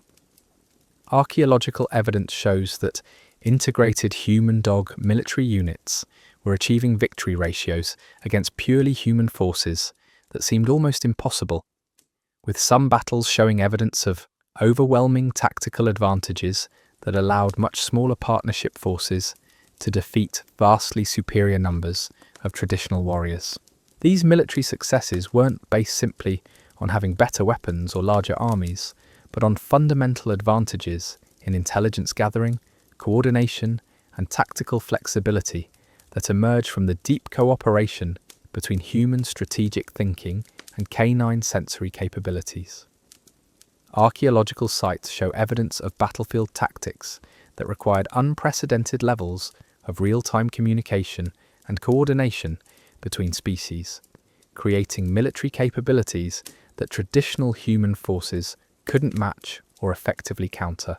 The psychological impact of these military successes was perhaps even more significant than their immediate tactical consequences. Archaeological evidence suggests that purely human societies were beginning to view partnership communities with a mixture of awe, fear, and desperate desire to acquire similar capabilities for themselves. Some traditional societies were attempting to rapidly develop their own human-dog relationships, while others were seeking alliances with partnership communities that might provide protection against other integrated forces. The diplomatic implications were creating entirely new forms of international relations as partnership communities demonstrated superior negotiating capabilities that combined human analytical skills with canine ability to read emotional states and detect deception. Archaeological evidence shows that integrated communities were achieving more favorable treaty terms, more stable alliance relationships, and more successful conflict resolution outcomes than their purely human counterparts. These diplomatic advantages were creating new forms of political influence that extended far beyond immediate territorial boundaries. Archaeological sites show evidence of partnership communities serving as mediators and arbitrators in disputes between traditional human societies, with their superior conflict resolution capabilities making them valuable neutral parties in complex international negotiations. The economic implications were equally transformative as partnership communities demonstrated superior trade capabilities, more efficient resource extraction, and more innovative manufacturing techniques that gave them enormous advantages in commercial competition. Archaeological evidence shows that integrated communities were controlling increasingly large portions of inter-regional trade networks, while also developing new forms of economic activity that were impossible for purely human societies to replicate. The technological innovations emerging from partnership communities were creating new industries and economic opportunities that attracted skilled workers and entrepreneurs from traditional societies. Archaeological sites show evidence of technology transfer programs where purely human communities were attempting to acquire partnership-based innovations, while integrated societies were selectively sharing certain techniques in exchange for political influence and economic advantage. These economic relationships were creating new forms of dependency as traditional societies found themselves increasingly reliant on partnership communities for access to advanced technologies and superior trade capabilities. Archaeological evidence suggests that some purely human societies were voluntarily accepting subordinate political status in exchange for economic and technological benefits provided by integrated communities. And so, as we drift towards sleep tonight, we've journeyed through one of humanity's most extraordinary transformations. From those first tentative moments when desperate humans and curious wolves chose cooperation over conflict, to the deep partnerships that literally rewrote the genetic code of both species. We've seen how trust built slowly around ancient fires, how breeding programs created new forms of life, and how communication barriers dissolved into something approaching telepathy between species. The bond that began with survival became something far deeper, something that shaped consciousness itself and created possibilities neither species could have imagined alone.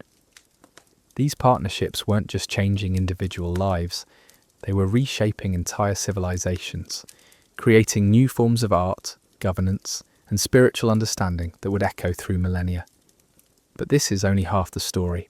Tomorrow night, we'll continue our journey into the depths of this remarkable alliance, exploring how these partnerships ultimately transformed not just human and canine evolution, but the very nature of what it means to be conscious, cooperative beings sharing a world.